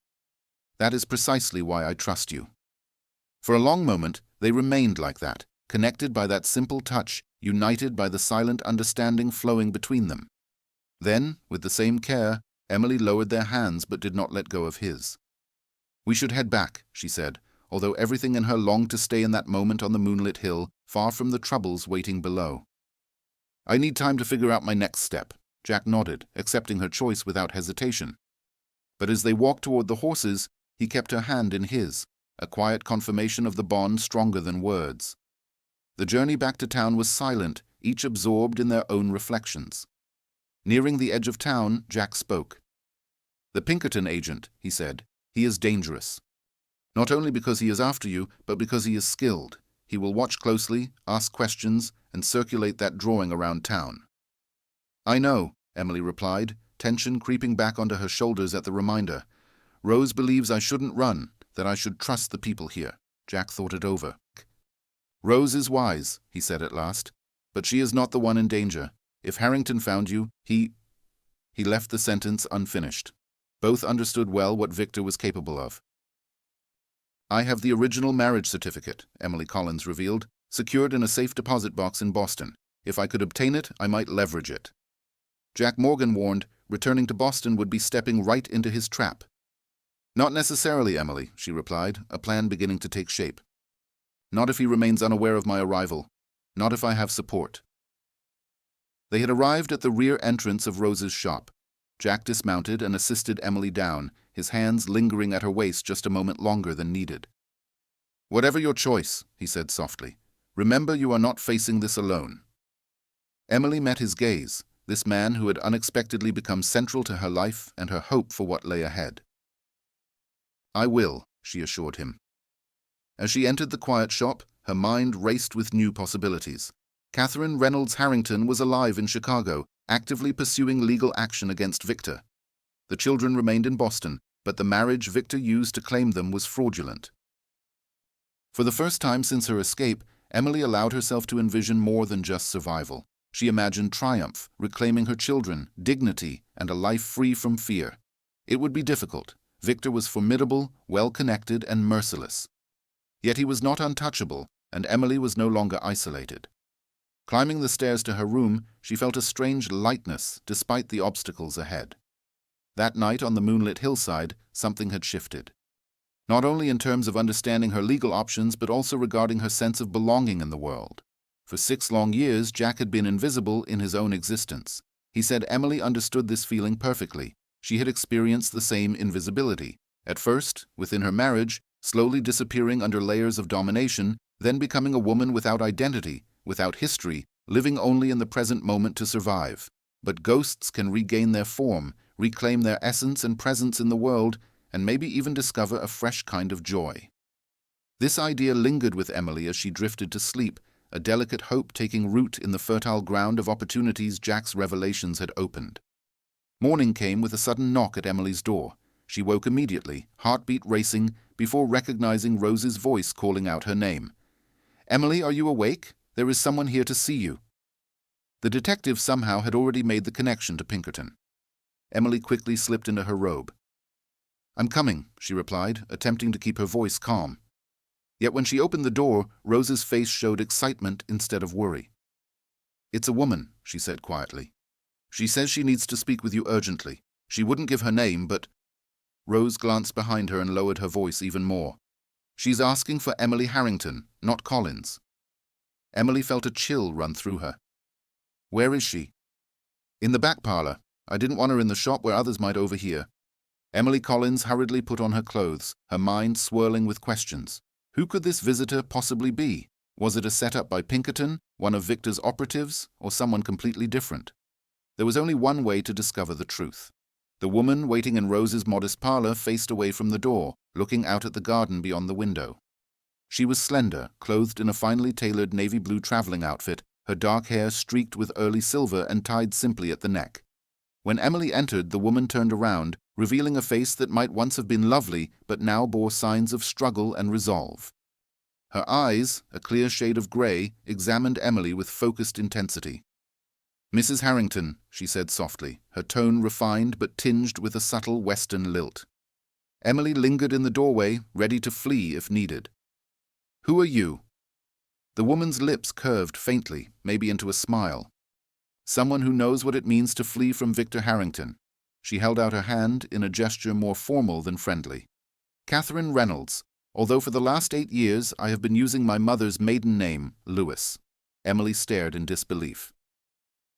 This was the very woman she and Jack Morgan had talked about only hours ago, now standing before her in Rose's parlor. "How did you find me?" she finally asked. Catherine's face darkened. "The same way Victor's men will if you are not cautious. Gossip travels fast in small towns, Mrs. Harrington.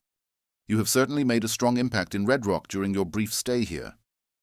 "Please," Emily Collins said, finding her voice at last, "call me Emily." She motioned towards the chairs near the small fireplace.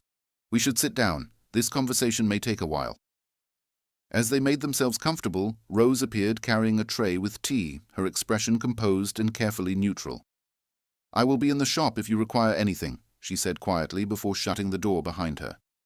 Catherine poured the tea with practiced ease. "Your landlady seems very discreet," she commented while handing Emily a cup. "Rose has been," Emily searched for the proper term, "a blessing." "But how did you manage to find me here, of all places?" Emily wondered. Catherine answered calmly, "I have been monitoring Victor's activities for several years.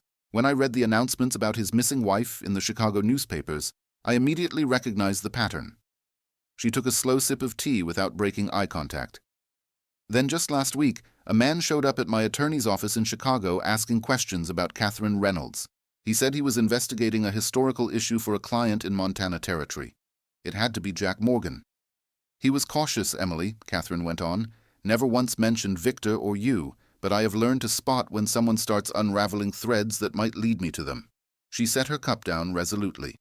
"So, I conducted my own investigation and traced his path back here. It was not difficult to connect Miss Emily Collins, the new drawing." Emily Collins felt exposed and vulnerable as she confronted the teacher with a mysterious background, the woman Jack Morgan was desperately searching for. She thought, if Catherine managed to uncover these connections so quickly, how long would it take Pinkerton to do the same? Emily looked Catherine in the eye and asked without hesitation, "Why have you come here? What is it that you want?" Catherine answered just as directly, The same as you, I presume, to break free from Victor Harrington once and for all, and to make certain he never hurts another woman the way he hurt us." Her face softened a little. "And to assist you in regaining your children if that is possible."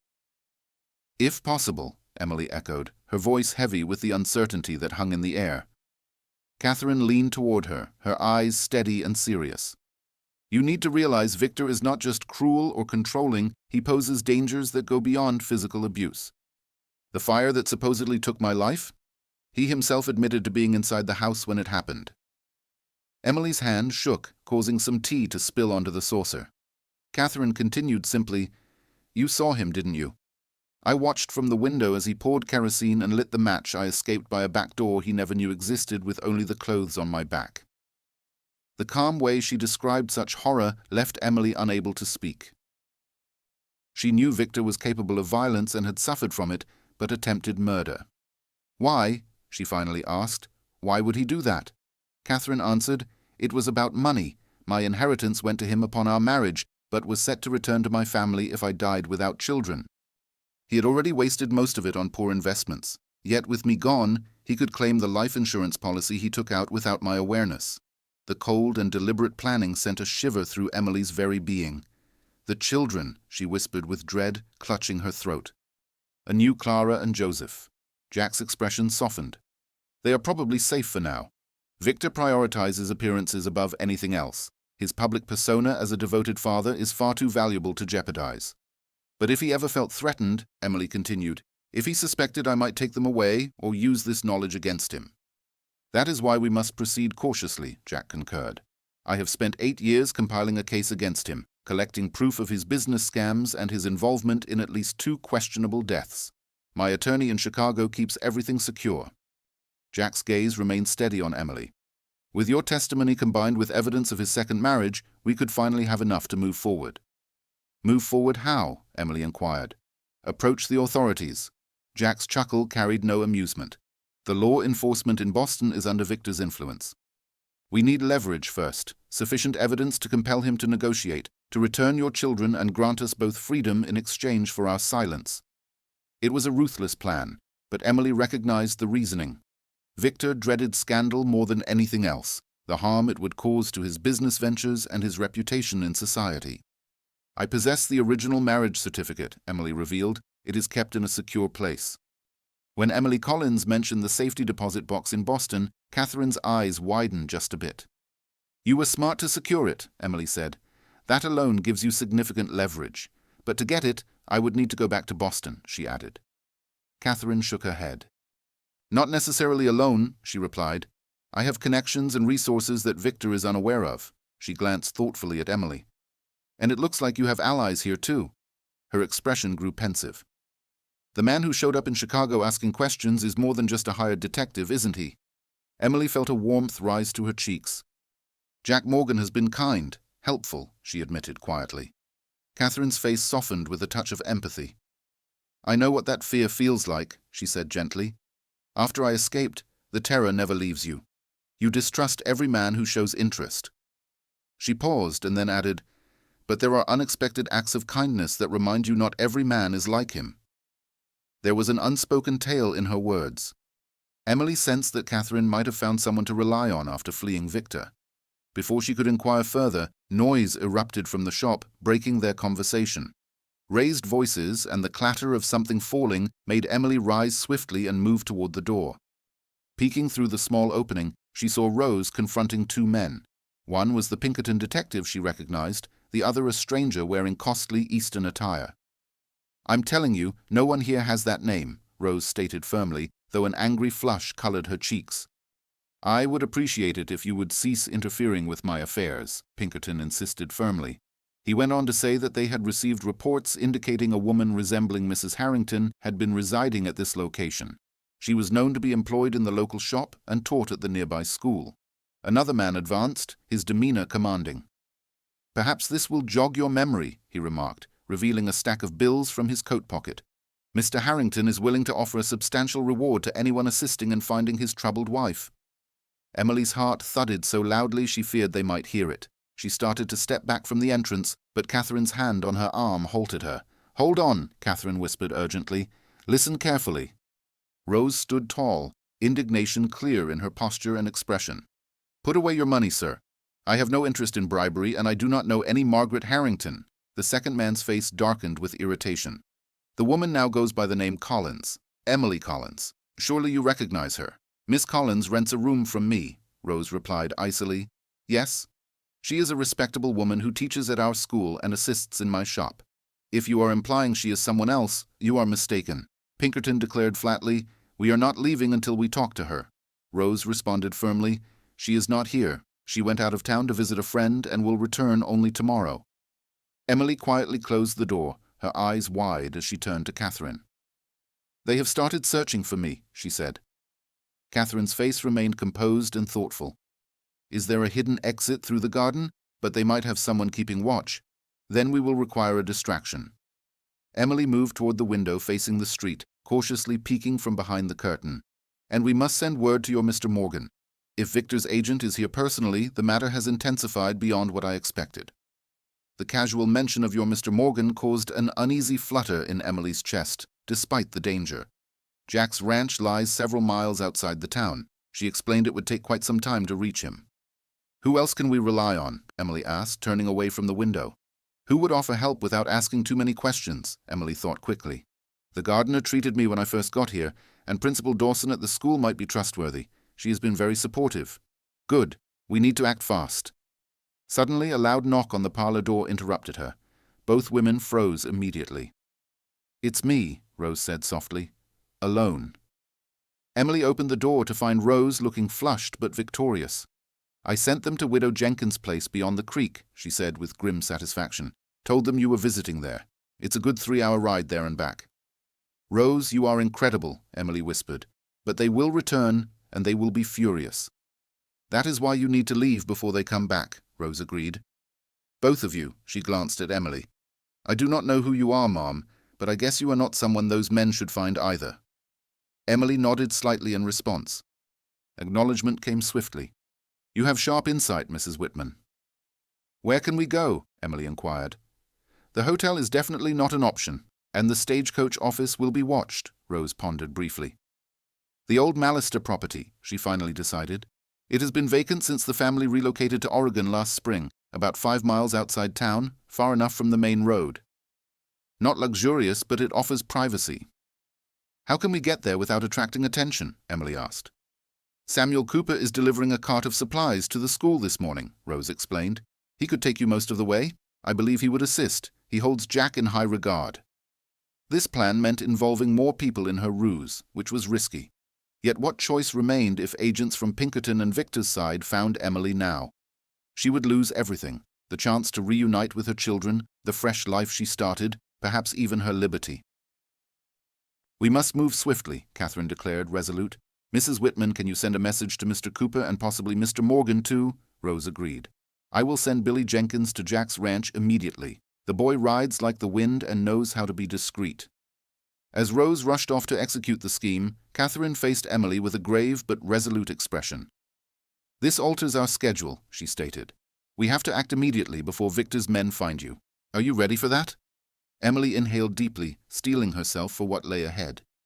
Breathing deeply, steadying herself against the fear that threatened to cloud her clear thinking, Emily wondered what exactly Catherine was suggesting. Catherine responded calmly, What if we go to Boston together, retrieve the marriage certificate from your safe deposit box, collect any other proof we can find, then confront Victor with everything at once? Your survival, his bigamy, his deception, his violence. Emily repeated in disbelief. Confront him? The man tried to kill you. He nearly beat me to death. You want to face him directly? Catherine clarified firmly. Not on your own, but with a lawyer present in a public place, where he cannot behave brutally, armed with enough evidence to ruin him if he refuses to agree. This includes your children, your freedom from any legal ties to him, and his silence so he no longer hunts us or makes false claims about your mental state. Her eyes grew steely as she added, In return, we do not expose his crimes to his business contacts, social circle, or the authorities. The plan was incredibly daring and frightening, perhaps the only chance Emily would ever see Claire and Joseph again without enduring years of unaffordable legal battles. We will need assistance, Emily said, thinking aloud. protection during the trip, and a lawyer in Boston. Catherine nodded. I have the lawyer. Glancing toward the shop where Rose was talking with someone at the counter, she hinted, As for protection, I believe your Mr. Jack Morgan is involved. Jack Morgan might volunteer for that responsibility. Before Emily Collins could reply to the knowing expression in Catherine's gaze, Rose returned. Cooper will arrive with his wagon in 20 minutes, she informed them. I told him it was urgent and involved Jack's friends. He asked no questions. She handed Emily a small bundle. Here is some food for the trip, and I've packed a bag with essentials from your room. The straightforward kindness and efficiency overwhelmed Emily, bringing tears to her eyes. Rose, I don't know how to thank you. The older woman waved it off, saying no thanks were needed. Just be careful and come back when you can. Then she paused and added, This is your home now if you want it to be. The word home echoed deeply within Emily, powerful and unforeseen. In the few months since she collapsed on the train platform at Red Rock, this little frontier town had become more of a real home than the grand house in Boston where she had lived with Victor. Now she was about to risk everything to return into danger and face the man who nearly destroyed her in order to bring her children here, to give them the home she found, the safety she dared to hope for. I will come back. Emily's promise felt like a solemn vow to Clara and Joseph if she could. As she and Catherine prepared to slip quietly through the garden to meet Cooper's wagon, Emily glanced back at the small room that had become her refuge. Sheltering her throughout these past months was the dress shop where she had started to regain her self-assurance, a place where the life she began to build from the ruins of her escape slowly took shape. In the grand scheme of things, it might not seem like much, but it was hers, and that alone made it worth every effort. Holding this thought close, Emily Collins followed Catherine into the crisp autumn morning, heading toward whatever destiny awaited them on the long journey back to Boston. Samuel Cooper's wagon clattered along the rutted trail leading away from Red Rock. Each bump sent a wave of nervousness through Emily's already tight nerves.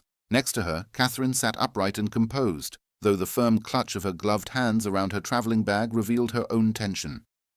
Mallister's place lies just beyond that stand of cottonwoods, Cooper said, nodding at a group of pale trees glowing softly in the autumn sunlight.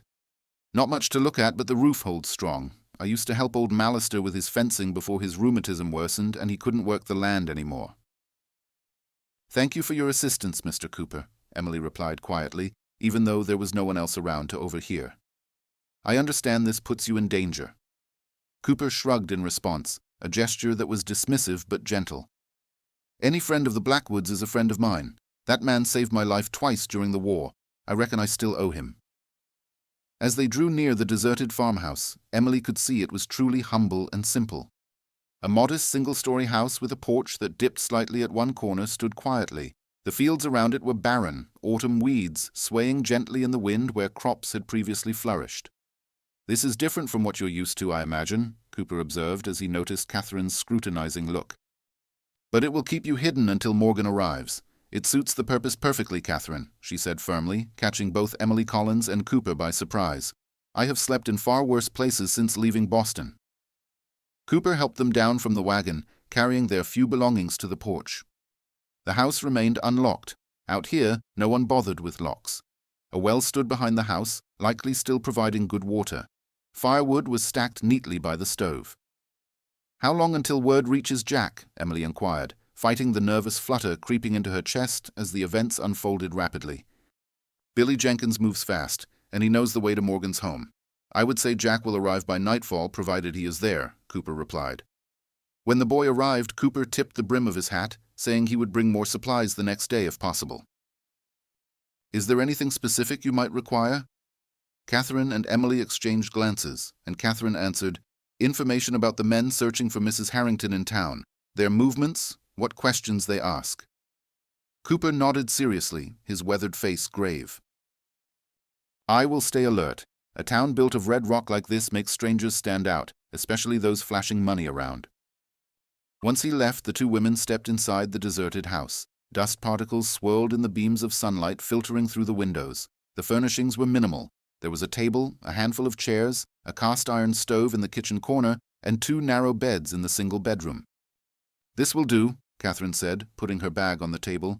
I've hidden in far worse places. Emily glanced at her, suddenly intrigued by this woman who had survived Jack Morgan's attempt on her life and rebuilt everything from scratch. "How long were you on the run?" she inquired. Catherine's face grew distant as she recalled the past. 2 years of constant movement, never staying more than a few weeks anywhere, taking whatever jobs paid in Guarai without asking questions. A faint, humorless smile played on her lips. Then 3 more years of careful rebuilding, adopting a new name, obtaining new identification papers, and establishing myself in Chicago, followed by 3 years dedicated to planning. Catherine's gaze locked with Emily's, sharp and resolute.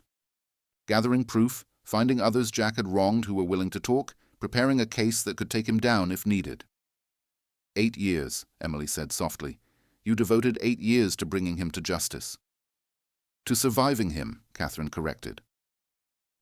At first, justice was secondary. Staying alive was the priority. She studied Emily's features. I suppose it was the same for you when you ran away. Emily nodded, memories of that desperate flight still fresh in her mind. The children were constantly on my mind. Finding a place where they could be safe and away from him was all I thought about. Her voice trembled. When I lost contact with them after he intercepted us at the station, fear took hold. Catherine responded with resolve. You did what was necessary, she said calmly. You endured, and now you have an opportunity to bring them back. They devoted the entire afternoon to making the deserted house more livable, brushing away layers of dust, building a modest fire in the stove to fend off the autumn cold, and fetching water from the well. The manual tasks eased Emily Collins's anxiety, giving her a practical focus instead of dwelling on the unknown challenges ahead. As evening approached, they lit a single lamp, placing it far from the windows to avoid attention. Catherine took out a small map from her bag and spread it on the table. We must carefully plan our route, she explained. The railroad offers the quickest path to Boston, but it is also the most obvious. Jack Morgan will have men stationed at the main stops. Emily examined the map, following the Northern Pacific line with her finger. We might board at a smaller station, perhaps Miles City or Glendive. That could work, Catherine agreed, though it means several days of travel beforehand by wagon or stagecoach. She pointed to another spot on the map. Another option is to take a more southern route through Wyoming Territory, then join the Union Pacific line. Discussing the journey's logistics, ticketing, timetables, and ways to avoid being seen helped ground Emily in the reality of what lay ahead. They fully understood what they were about to do. This was no longer a frantic escape but a well-planned return, a confrontation on her own conditions, not Victor's. Suddenly the sound of hooves thundered nearby, catching both women's full attention. Catherine hurried to the window, peering into the growing darkness. A rider, she said. Only one and coming fast. Emily joined her, her heart racing. The fading light blurred the details, but as the figure neared, she recognized the broad shoulders and familiar posture of the rider. It's Jack, she whispered, relief flooding through her. Without thinking, she moved toward the door. Stepping outside as Jack brought his horse to a stop in the yard, he dismounted smoothly and locked eyes with her right away. Emily, he said, quickly closing the distance between them. Are you okay? Yes, she replied, suddenly conscious of how alarming it must have appeared. The hurried note Billy Jenkins delivered had conveyed the urgency of her sudden departure. I'm sorry for the scare. Victor's men are in Red Rock at Rose's shop. We had to leave fast. Jack's face tightened. Cooper told me they're offering money for any information about you. His gaze shifted beyond her to Catherine, who now stood quietly in the doorway. And I see you're not alone. Jack Morgan, Emily said, turning to bring Catherine into the conversation. Allow me to introduce Catherine Reynolds, the first spouse of Victor. If Jack Morgan was caught off guard to see the very woman he had been investigating right in front of him, he did not show it. He nodded politely. Mrs. Reynolds, I believe we have been searching for each other. A faint smile appeared on Catherine's face. It certainly appears that way, Mr. Morgan, although you conducted your investigations more subtly than I did, she said, motioning toward the house. Please come inside. There is much we must talk about. Around the farmhouse table in Mallister's home, bathed in the soft glow of a single lamp, the three shared their knowledge. Jack confirmed that Pinkerton and another man whom Catherine identified as Howard Green, Victor's business partner, had been inquiring around town. They have been showing your photograph at the hotel, the tavern, and even the church, Jack explained to Emily Collins, offering $50 as a reward for any information leading to you. $50 is a considerable sum in a place like Red Rock, Emily said, her tone troubled. Someone is bound to speak. It is already happening, Jack said seriously. He overheard the blacksmith's apprentice telling Green that he recognized you as the drawing instructor at the school. Emily closed her eyes momentarily, the last hope of remaining unseen fading. Then we must leave at once. That had always been the intention, Catherine reminded her, although perhaps on a faster schedule than they had planned. Jack eyed both women, curiosity in his gaze. What exactly is the plan? Cooper mentioned Boston, but nothing more. Catherine laid out their plan to recover the marriage certificate from Emily Collins's safe deposit box, collect further proof of Victor's wrongdoings, and confront him directly with demands for custody of the children and an end to his pursuit. As she spoke, Jack Morgan's expression turned increasingly serious. When she concluded, he slowly shook his head. "It's far too risky," he said, quietly but resolutely. "Harrington has already shown he is willing to kill to protect his interests. Entering Boston, which is his domain, is the only chance I have to see my children again." Emily interrupted, a note of desperation slipping into her voice. "Victor will never stop searching. As long as he thinks I might come back for Clara and Joseph, he will continue to hunt me.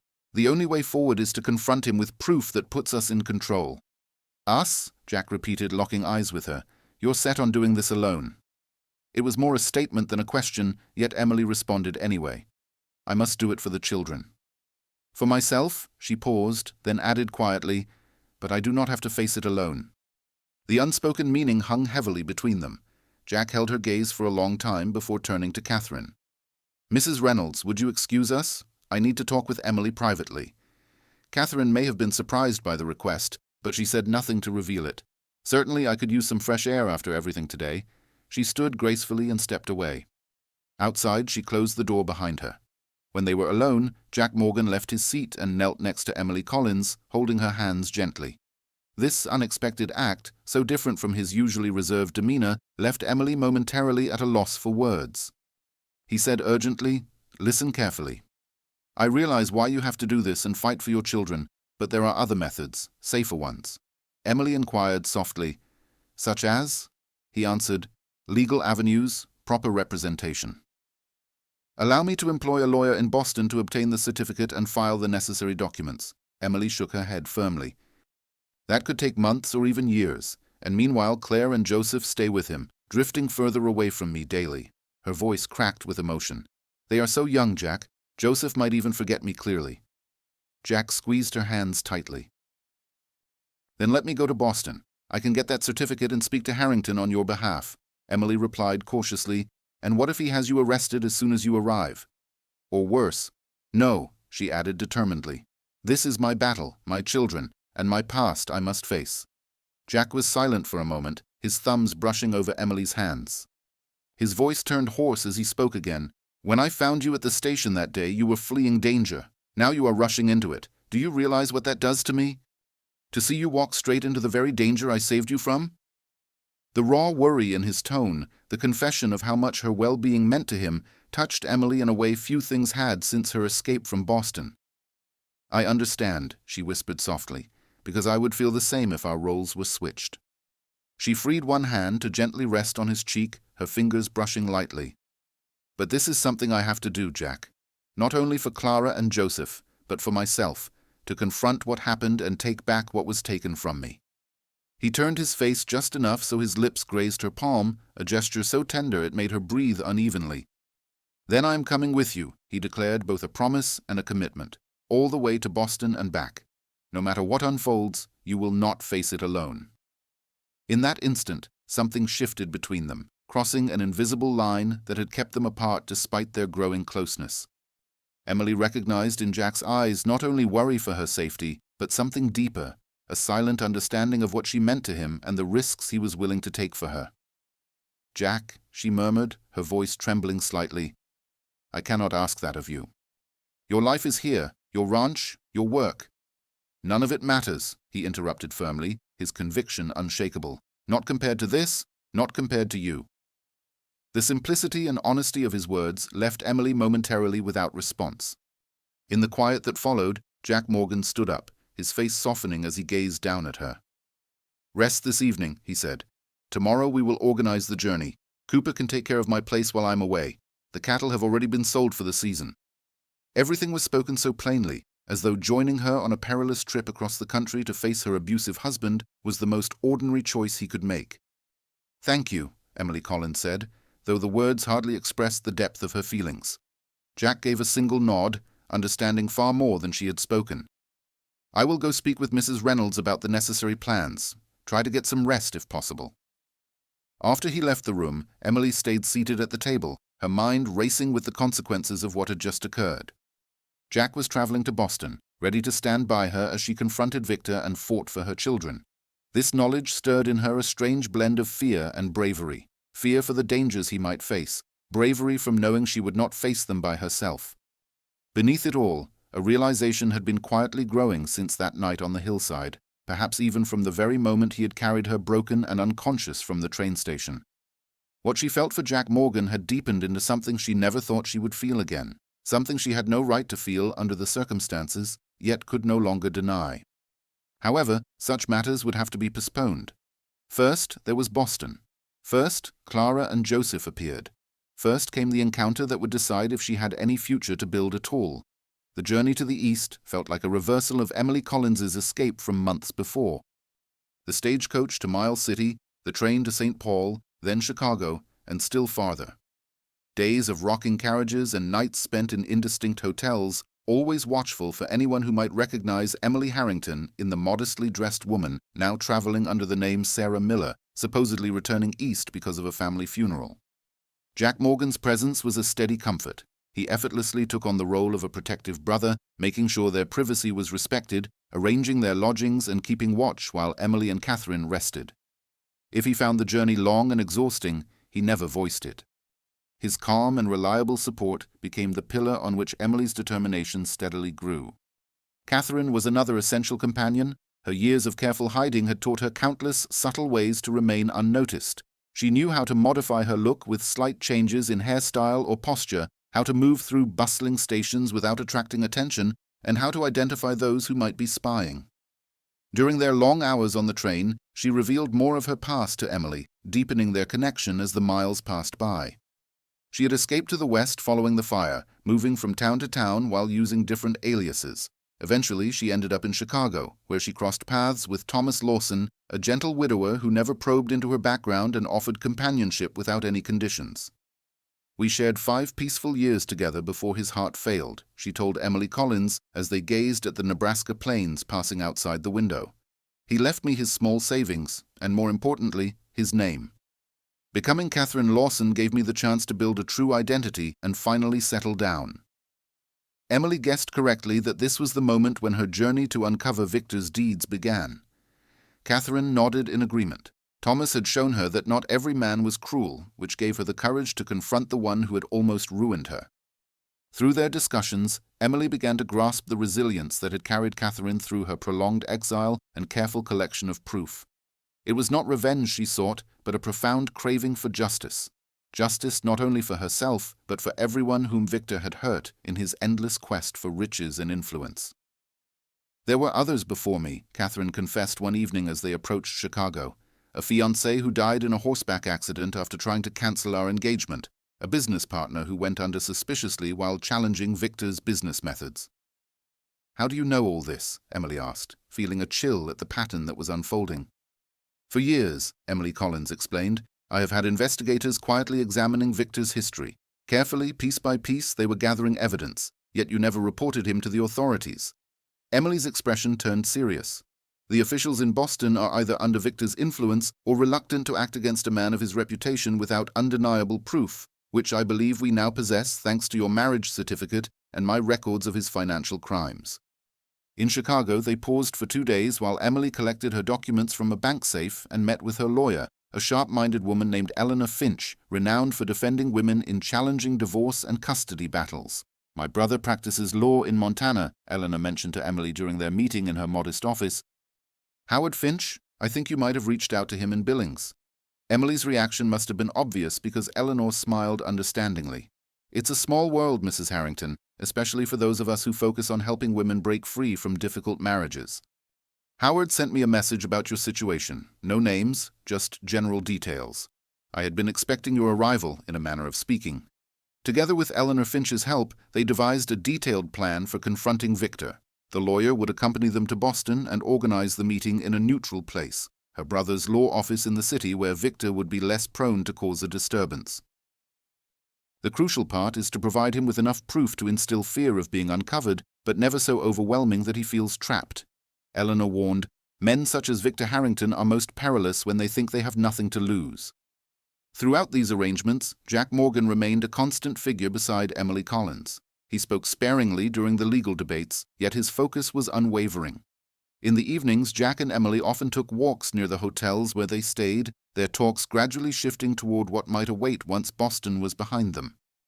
"The children will require time to adapt," Emily remarked as they wandered along the Chicago lakefront on their last night in the city. "They have been with Victor for months now. They could be different." "Children are tougher than we often acknowledge," Jack responded softly, "more than we sometimes give them credit for. But where will I take them? What kind of future can I give them now?" These questions, which had troubled Emily for months, resurfaced with renewed urgency as the chance of actually reclaiming custody grew more tangible.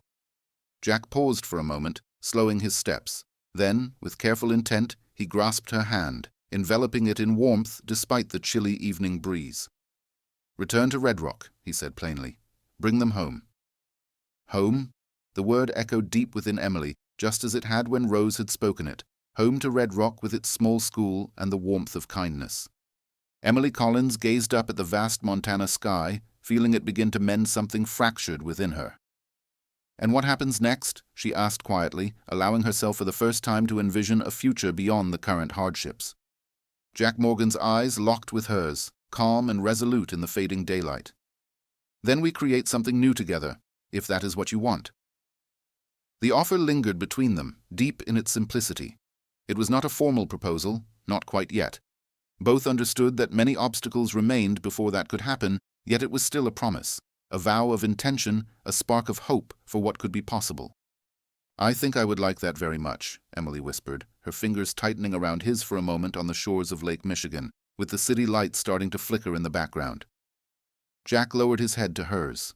The kiss was tender and brief, more of a promise than a demand, an opening rather than an ending. When they separated, Emily saw in his eyes everything he had not yet spoken, his love for her, his readiness to accept not only her, but also her children, and his offer of more than just refuge, but a shared life ahead. "First Boston," she said, gently touching his face with her free hand. "First Clara and Joseph. First Boston," he agreed. "But after that, the future is ours to decide." Carrying that hope with her, Emily boarded the train heading east the following morning, moving closer to the challenge that would shape what was to come. The possibility of such a future seemed uncertain. Boston in October overflowed with autumn splendor.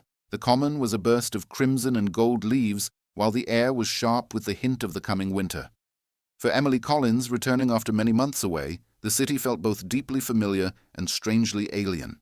The graceful townhouses, the cobblestone paths, and the meticulously tended gardens all recalled a life she had once lived, now perceived through the filter of everything she had experienced since fleeing. They arrived on a Tuesday morning, choosing to stay in a humble hotel on the edge of the city, deliberately avoiding the more luxurious places where Jack Morgan's social circle might appear. Eleanor Finch had already gone ahead to her brother's office in Boston to arrange details for their meeting planned the next day. "First, we must obtain the marriage certificate," Catherine suggested as they settled into their adjoining rooms. "That is our strongest proof and the most urgent matter. If Victor somehow discovers our presence here, he may try to prevent me from accessing the safe deposit box." Emily completed the thought. "Yes, you are right. We must act at once." Jack, who had been staring out the window at the unfamiliar urban panorama, turned to them. "I will go with you," he declared, leaving no room for disagreement. "This city might seem civilized, but I do not trust Harrington not to have spies watching the banks." The Massachusetts climate added a chill to the already tense atmosphere. Federal Bank stood prominently at the corner of State Street, its granite exterior and gleaming brass details showcasing its strength to every passerby. Emily Collins approached the entrance with a mixture of nervousness and caution, half expecting to be noticed despite the modest veil on her hat. Inside the quiet lobby with marble floors, well-dressed clerks moved swiftly behind polished counters. The soft sound of coins clinking and the rustle of paper were the only noises breaking the solemn silence. Jack Morgan lingered close to the entrance, his tall frame attracting curious looks from the bank's distinguished clientele. Though slightly out of place in this stronghold of Eastern affluence, his presence brought Emily some comfort as she stepped up to a teller's window. "I need to access my safe deposit box," she said softly, pulling a small key from her handbag. "The name is Emily Harrington." The teller, a young man with neatly styled hair, frowned slightly while moving carefully. "Mrs. Victor Harrington?" Emily's heart fluttered, but she kept calm. "Yes, that is correct. One moment, please." The teller disappeared into a room behind the counter, reappearing shortly with an older gentleman whose gold watch chain and serious expression marked his authority. "Mrs. Harrington," he spoke quietly, "I am Mr. Catt, the bank manager. Could I speak with you privately?" Emily glanced at Jack, who had straightened and looked alert at this unexpected turn. She gave him a slight nod of comfort before following Mr. Catt to a secluded alcove close to the back of the lobby. "Is there an issue with my account?" she inquired once they had taken their seats. Catt cleared his throat, evidently uneasy. "Not exactly, madam. However, several months ago we received directions from Mr. Harrington concerning your access to the safe deposit box." Emily's fingers clenched in her lap. "What kind of instructions?" "He explained that you were unwell and might try to access the box while not fully coherent." Catt's discomfort became more obvious. He asked that we inform him immediately should you seem impaired. The calm resolve Emily had developed during her time in Red Rock now proved valuable. Straightening herself, she looked the bank manager directly in the eye. "Mr. Catt, I assure you I am fully aware of my surroundings. The box is under my name, correct?" "Well, yes, technically, but since Mr. Harrington is your husband as well as mine, he has no legal authority to block me from accessing assets solely registered in my name." Emily spoke firmly but in a calm tone. "I have the key along with valid identification. I am requesting access that legally belongs to me." Catt paused, clearly conflicted between Victor's orders and the legal facts. "Perhaps," Emily added, seizing the moment, "you would want to explain in court why your bank refused a client access to her own belongings. I am certain Any lawyer would be intrigued by a case like this." The threat of legal action worked exactly as intended. Catt's face changed from doubt to acceptance. "That will not be necessary, Mrs. Harrington. Naturally, you can access your box if you come with me to the vault." 10 minutes later, Emily Collins stepped out of the bank's secure area, a slender envelope safely hidden in her purse. Inside was the original marriage certificate proving Victor's marriage to Catherine Reynolds. This document was clear evidence of his bigamy and the fraudulent nature of his marriage to Emily. Jack Morgan met her at the doorway, relief clear in his expression as she approached. "Did it go well?" he asked quietly as they returned to the crowded street. "Yes," Emily confirmed, her hand instinctively resting on her purse, though Victor instructed to be alerted if I showed up. Jack's face grew serious. "We have to act fast if the manager follows those orders, even while letting you see the box. Victor might learn I'm in Boston before long." Emily finished this thought, a shiver running through her despite the warm autumn sunshine. They hurried back to the hotel to share the news with Catherine, who responded with firm resolve. "Then we need to speed things up," she said firmly. "I'll call Eleanor Finch right away. We have to confront Victor today, not tomorrow." "Is that really sensible?" Jack wondered, concerned about diving into the confrontation without full preparation. "We have been preparing for many months," Emily interrupted. "In my case, it has been several years, and every moment we wait only allows Victor to gather more resources within the city." Emily felt herself nodding in agreement. She is right. It is better to face him before he has the chance to develop a plan against us. By the middle of the afternoon, Eleanor Finch had organized the meeting. Victor would be coming to her brother's law office at 5 o'clock, under the impression he was meeting a potential new business associate. Only upon arrival would he realize the true purpose of the encounter. As the appointed time drew near, Emily stood in front of a small mirror in her hotel room, examining her reflection carefully. The woman looking back seemed nothing like the frightened, shattered person who had left Boston many months before. Her eyes were clear and resolved, her posture upright, and her face calm and collected. A gentle knock on the door announced Jack's entrance. He too had readied himself for the confrontation, changing from his worn trail clothes into a fresh shirt and a dark suit borrowed from Eleanor's brother. In this attire he appeared less like a rugged frontiersman and more like a dignified businessman. Yet the strength and reliability that had drawn Emily to him remained steady and unchanged. "Are you prepared?" he asked simply. Emily took a deep breath, calming the fluttering nerves inside her. "As prepared as I will ever be." He crossed the room to stand in front of her, his eyes locking with hers. Remember, he whispered softly, no matter what takes place in that office today, you have already won the most crucial battle. You survived. You rebuilt your life. You rediscovered your strength. The simplicity of his words struck Emily like a thunderclap. He was right. Regardless of what might unfold with Victor concerning the children, she had already reclaimed the most vital part of herself. Her independence, her bravery, her ability to trust once more, and perhaps even to love again. "Thank you," she murmured, reaching out for his hand. "For reminding me of that. For everything." His fingers intertwined with hers, warm and comforting. "Whatever lies ahead, he promised we will confront it side by side." The law firm of Finch & Associates was housed on the second floor of a well-kept building in Boston's financial district. As their carriage neared, Emily noticed a familiar figure entering through the front doors. Victor, impeccably punctual as always, his tall frame perfectly dressed in what she recognized as one of his preferred business suits. Her heart tightened at the sight of him, a deep response formed from months of learning to fear this man. Jack, seated beside her, perceived her sudden tension and covered her gloved hand with his own. "Remember why we are here," he said quietly. "Remember what is at stake." Clara and Joseph, their faces appeared vividly in Emily's mind, reinforcing her determination. For their sake, she could confront Victor one final time. For them, she would stand firm. The office reception. The space was elegantly furnished with mahogany and leather, projecting an aura of established legal dignity. Eleanor Finch welcomed them with calm professionalism, guiding them to a side room to wait while Victor was led into the main conference hall. "He is alone," she informed. "No legal counsel, as we had expected. I have explained that I am representing a client with a personal matter concerning him, but nothing more detailed." Catherine, dressed gracefully in a deep blue traveling suit, gave a nod of approval. "Excellent. The surprise factor is essential. Mrs. Lawson will enter first," Eleanor continued, using Catherine's legal name. "Then you, Mrs. Harrington, together with Mr. Morgan. I will stay to facilitate and offer legal context when necessary." Emily nodded, her throat suddenly dry.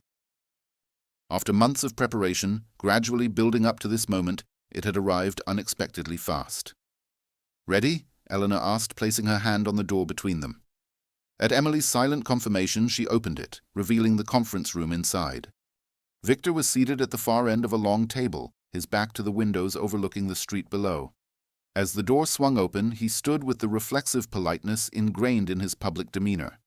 Then Catherine entered, and Victor Harrington encountered a vision from the past. His face paled, his composed mask breaking into pure disbelief. "Catherine," he breathed, the name slipping out before he could regain control. "Hello, Victor." Emily Collins answered with a calm tone to his voice.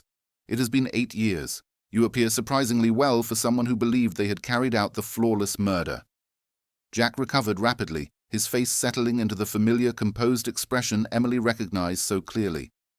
"I do not understand what game you're trying to play," he said coldly, "but pretending to be my late wife is utterly distasteful." "I am not pretending," Catherine said, stepping further into the room, allowing Emily and Jack to follow behind her. "Just as Emily has survived you," Victor's gaze shifted sharply, hardening as it landed on Emily. A slight twitch appeared on his jaw, the only outward sign of the fury she sensed simmering beneath his calm surface. "Emily," he said, his voice deceptively gentle, "I have been worried about your well-being.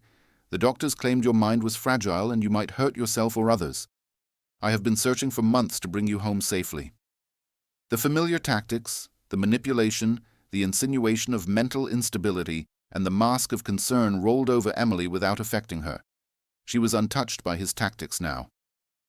"We both know that is not true, Victor," she responded firmly, though her heart raced. "Just as we both know our marriage was never legally valid." She placed the envelope containing the marriage certificate on the table between them. Victor's eyes quickly glanced at it, then back to her face, calculation replacing his initial shock. "I am unsure what illusions these individuals have planted in your mind," he said, waving dismissively toward Catherine and Jack Morgan. "But you require assistance, Emily Collins. Professional assistance. Return home with me immediately, and I will guarantee you receive the finest care." The children long for their mother. The mention of Clara and Joseph struck Emily deeply, yet she refused to let it shake her determination. "The children," she agreed, "are the priority now, which is why I am ready to present you with a proposal, Victor. One that benefits all parties involved." His eyebrows lifted slightly as curiosity overcame him. Victor Harrington was primarily a businessman. The art of negotiation was his second language. "I'm listening," he said, settling back into his chair. At a signal from Eleanor, they all took their seats, Emily and Jack Morgan on one side, Catherine opposite them, and Eleanor at the head facing Victor. The arrangement was intentional, designed to avoid Victor feeling encircled while showing a united front. "My offer is straightforward," Emily began, her tone gaining strength with every word. "You will give me full custody of Clara and Joseph. You will provide a fair financial settlement for their support. You will stop all attempts to find or reclaim me. In return, the proof we possess of your questionable dealings, your bigamy, and your attempt on Catherine's life will stay confidential." Victor's laughter held no amusement. "Proof? What sort of proof could you possibly present that might challenge my word in this city?" In reply, Catherine opened the leather portfolio she had brought with her, pulling out a series of documents which she carefully arranged on the table. "Financial statements revealing consistent fraud in the handling of Reynolds family assets," she explained, her tone detached. "Statements from witnesses placing you at a different location on the evening of the Vermont fire. Records highlighting similar suspicious behaviors linked to the deaths of Elizabeth Wells Harrington and James Fitzgerald, your former business associate."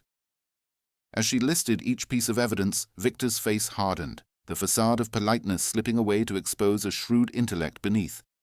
Even if this so-called proof were genuine, he argued coldly, no court would trust the testimony of a runaway wife who has been legally declared dead for 8 years over mine. "Perhaps not, Eleanor," Finch interjected for the first time, "but the court of public opinion has its own standards, Mr. Harrington. How do you think your investors will respond to these claims? Your social network, the exclusive clubs where much of your business takes place?" This tactic hit the mark. Victor's deepest dread was scandal and the potential harm it could cause to his carefully maintained reputation. "You are trying to extort me," he whispered, voice tinged with danger.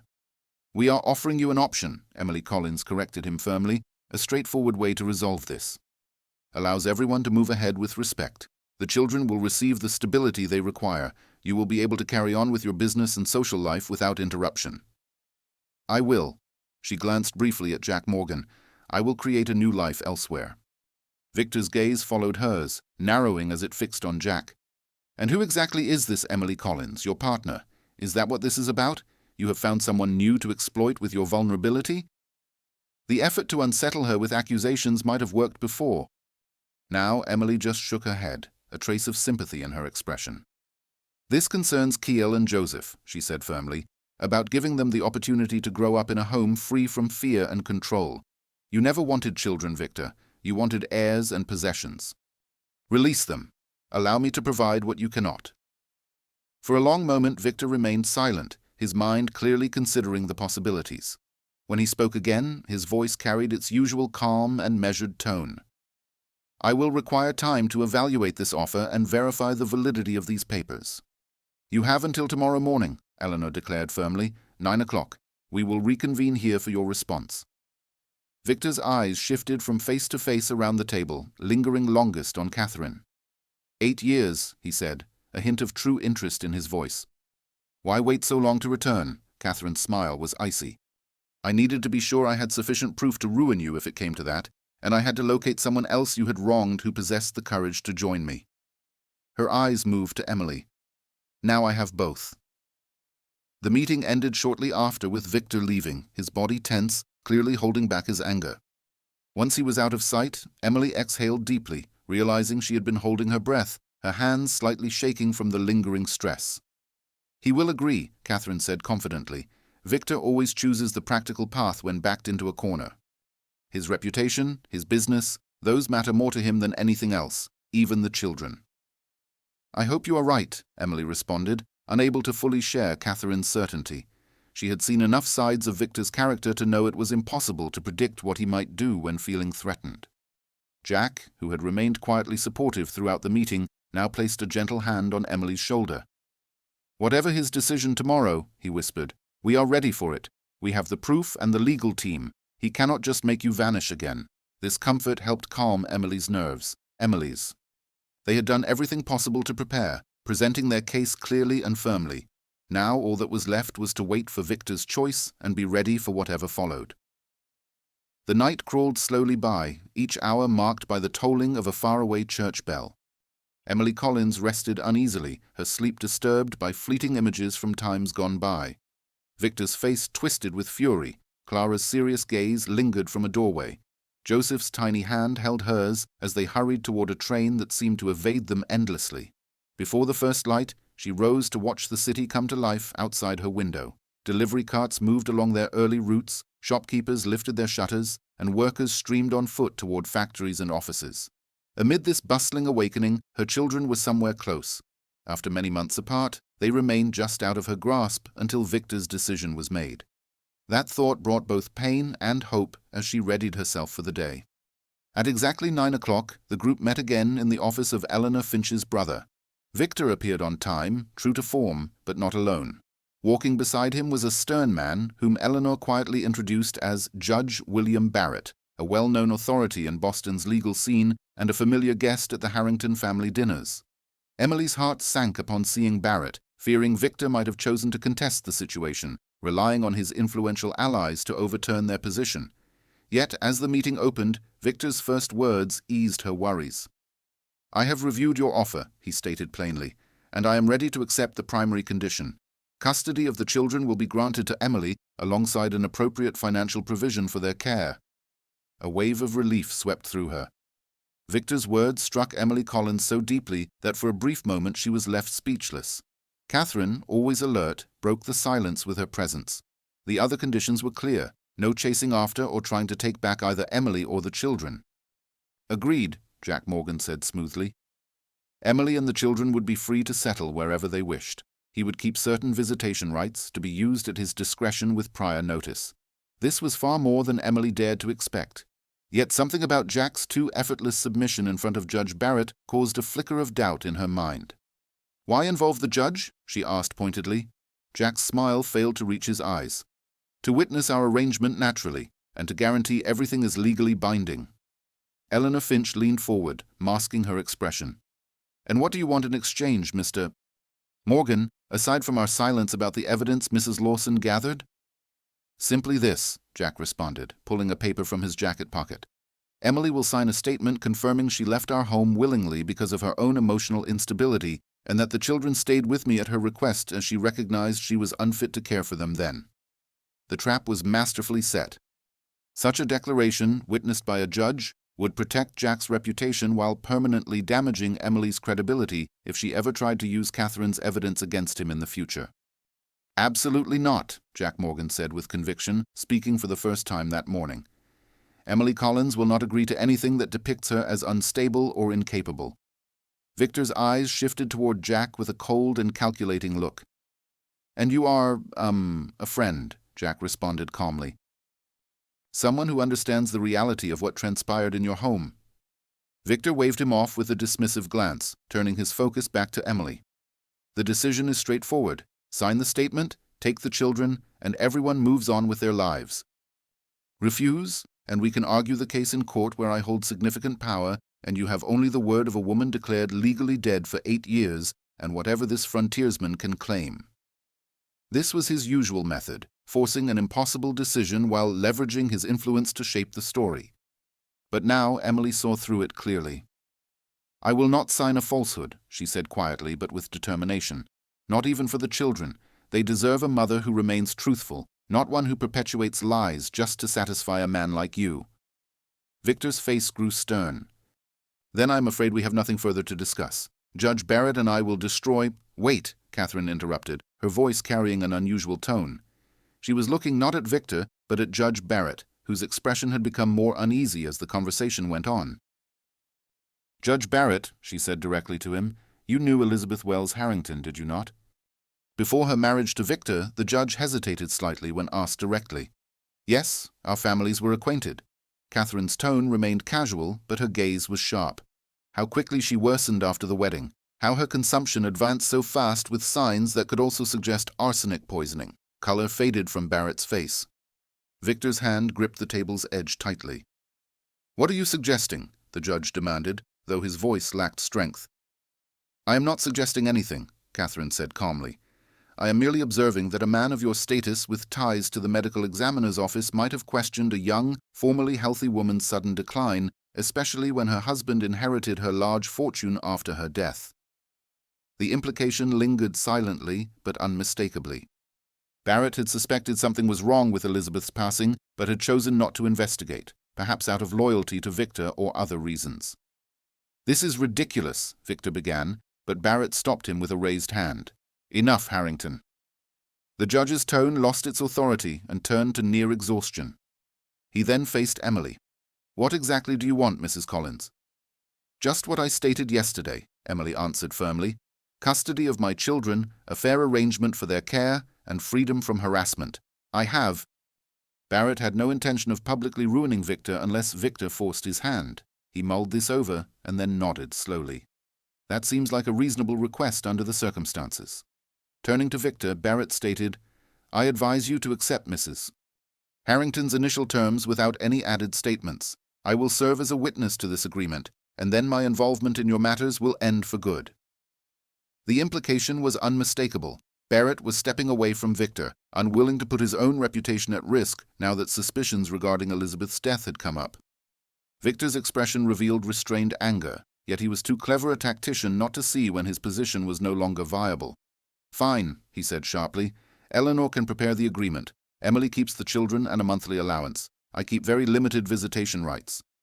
All information gathered by Catherine remains confidential." Emily spoke up with renewed confidence as the momentum shifted in her favor. "One more thing. The children leave with me today, not next week. No delays that suit you. Today." Victor clenched his jaw, struggling with this final condition. At last he gave a firm nod. "They are at home with their nurse. I'll have them sent over." 2 hours later the papers were signed, witnessed not only by Judge Barrett but also by Eleanor Finch and her brother. Victor left at once after cast a last look at Emily, promising that though he may have lost this round, his bitterness would continue. "He will keep his promise," Catherine assured her once he had left. "Not because he believes it is right, but simply because the alternative now involves too great a danger. Barrett's betrayal was the final straw. Victor is aware that his influence within Boston's legal system is no longer unchallengeable." Emily nodded, thankful for Catherine's certainty, but she could not truly ease her mind until Claire and Joseph were safely with her. The time spent in Elalana's office felt endless, each passing moment dragging like an hour as she pictured every possible way Victor might still try to undermine the deal. Jack stayed close beside her the entire time, his calm presence balancing out her nervous thoughts. "They will come," he whispered, sensing her increasing worry as the agreed hour slipped by. "He understands we hold too much power for him to dare to break the pact at this point." And then at last, a carriage arrived outside the office building. From where she stood by the window, Emily watched a neat woman dressed as a nurse step out, helping first a small boy and then a solemn girl onto the sidewalk. Claire and Joseph, her children, finally here in person. Without thinking, Emily began moving hurriedly, rushing down the stairs with Jack following closely behind. She stepped onto the street just as the nurse was about to lead the children indoors. "Claire, Joseph," she called, her voice trembling slightly as she spoke their names. The children turned around, surprised by the unfamiliar yet strangely comforting sound. For a breathtaking moment. For a long moment they simply stood silently, examining the woman before them, so unlike the carefully maintained mother they recalled, yet undeniably the same person. Then Jack separated from the nurse, rushing toward Emily with the wild excitement of a 5-year-old who suddenly recognizes something precious once lost. "Mama!" he shouted, throwing himself into her open arms. Emily caught him, lifting him into a hug so fierce it made her ribs ache, burying her face in his soft hair that carried the scent of soap and childhood innocence. Tears clouded her sight as she felt his little arms clutch her neck, holding on as if he never intended to release her. Clara approached more cautiously, her 7-year-old dignity wrestling with the same desperate yearning reflected in her eyes. She stopped a few steps away, hesitant, trapped between the manners she had been taught and the plain desire written on her face. Emily remained kneeling, cradling Jack, and stretched out one arm toward her daughter. "Clara," she murmured, "my sweet, serious girl, I've missed you so much." The sincerity in her voice, the intense feeling behind those words, broke through Clara's guardedness. With a soft sound between a sob and a sigh, she stepped into her mother's embrace, her slender arms wrapping around Emily's neck beside her brother's. "You didn't come back," she whispered, the words muffled against Emily's shoulder. "Father said you were ill, that you could not. I do not want anyone to look after us anymore." "I have wanted to return for you every single day," Emily Collins answered, her voice quivering with tears. "Now I have, and we are together once more. I vow, we will never be separated again."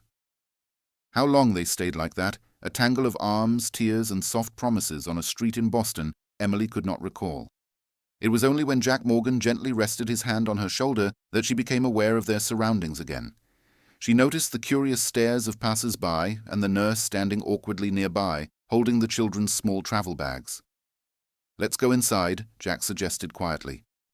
"That way I can give you some privacy so you can all reunite." Emily nodded hesitantly, loosening her grip on the children enough to stand up. Clara, ever watchful, lifted her eyes to Jack with a serious look. "Who are you?" she asked plainly. Jack bent down to meet her gaze, his face kind. "My name is Jack Morgan. I am a friend of your mother's from the Montana Territory." Clara thought about this carefully. "Is that where we are headed, Montana?" "If you want to," Emily said, taking her daughter's hand. "It is a beautiful place. Wide open skies, mountains, and wildflowers in the spring. A small town where everyone knows one another." "No more big house?" Joseph inquired, resting his head against Emily's shoulder. "A different kind of house," Emily explained. "Smaller, yes, but with plenty of space to run and play. And kind people nearby who were already eager to meet you." As they stepped inside, Emily caught Jack's gaze above the children's heads.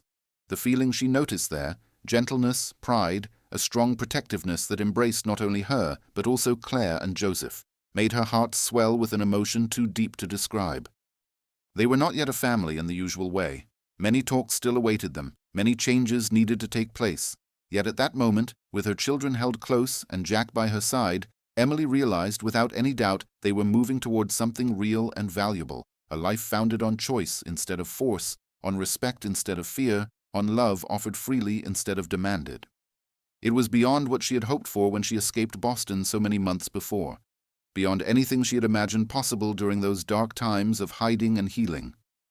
"Dawn always comes," Jack had said to her. Even after the blackest night, standing there holding her children and the man who had helped her reclaim them, Emily finally truly believed it. The westward journey unfolded like a slow awakening. Every mile taking them farther from Boston seemed to ease a burden from Emily's heart, to bring warmth back to Claire's serious expression, and to allow Joseph's natural joy to shine through again.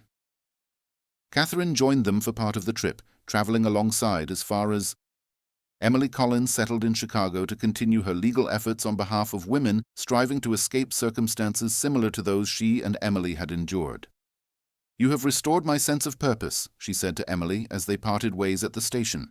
"For many years I focused solely on building a case against Victor. Now I am able to use my experience to assist others." "We have supported each other," Emily responded, embracing the woman who had become both an ally and a dear friend. "I could not have achieved this without you." Catherine smiled, a rare softness brightening her usually calm demeanor. "Yes, you could have. Maybe not as swiftly or directly, but you would have found your own path. You are stronger than you realize, Emily Collins."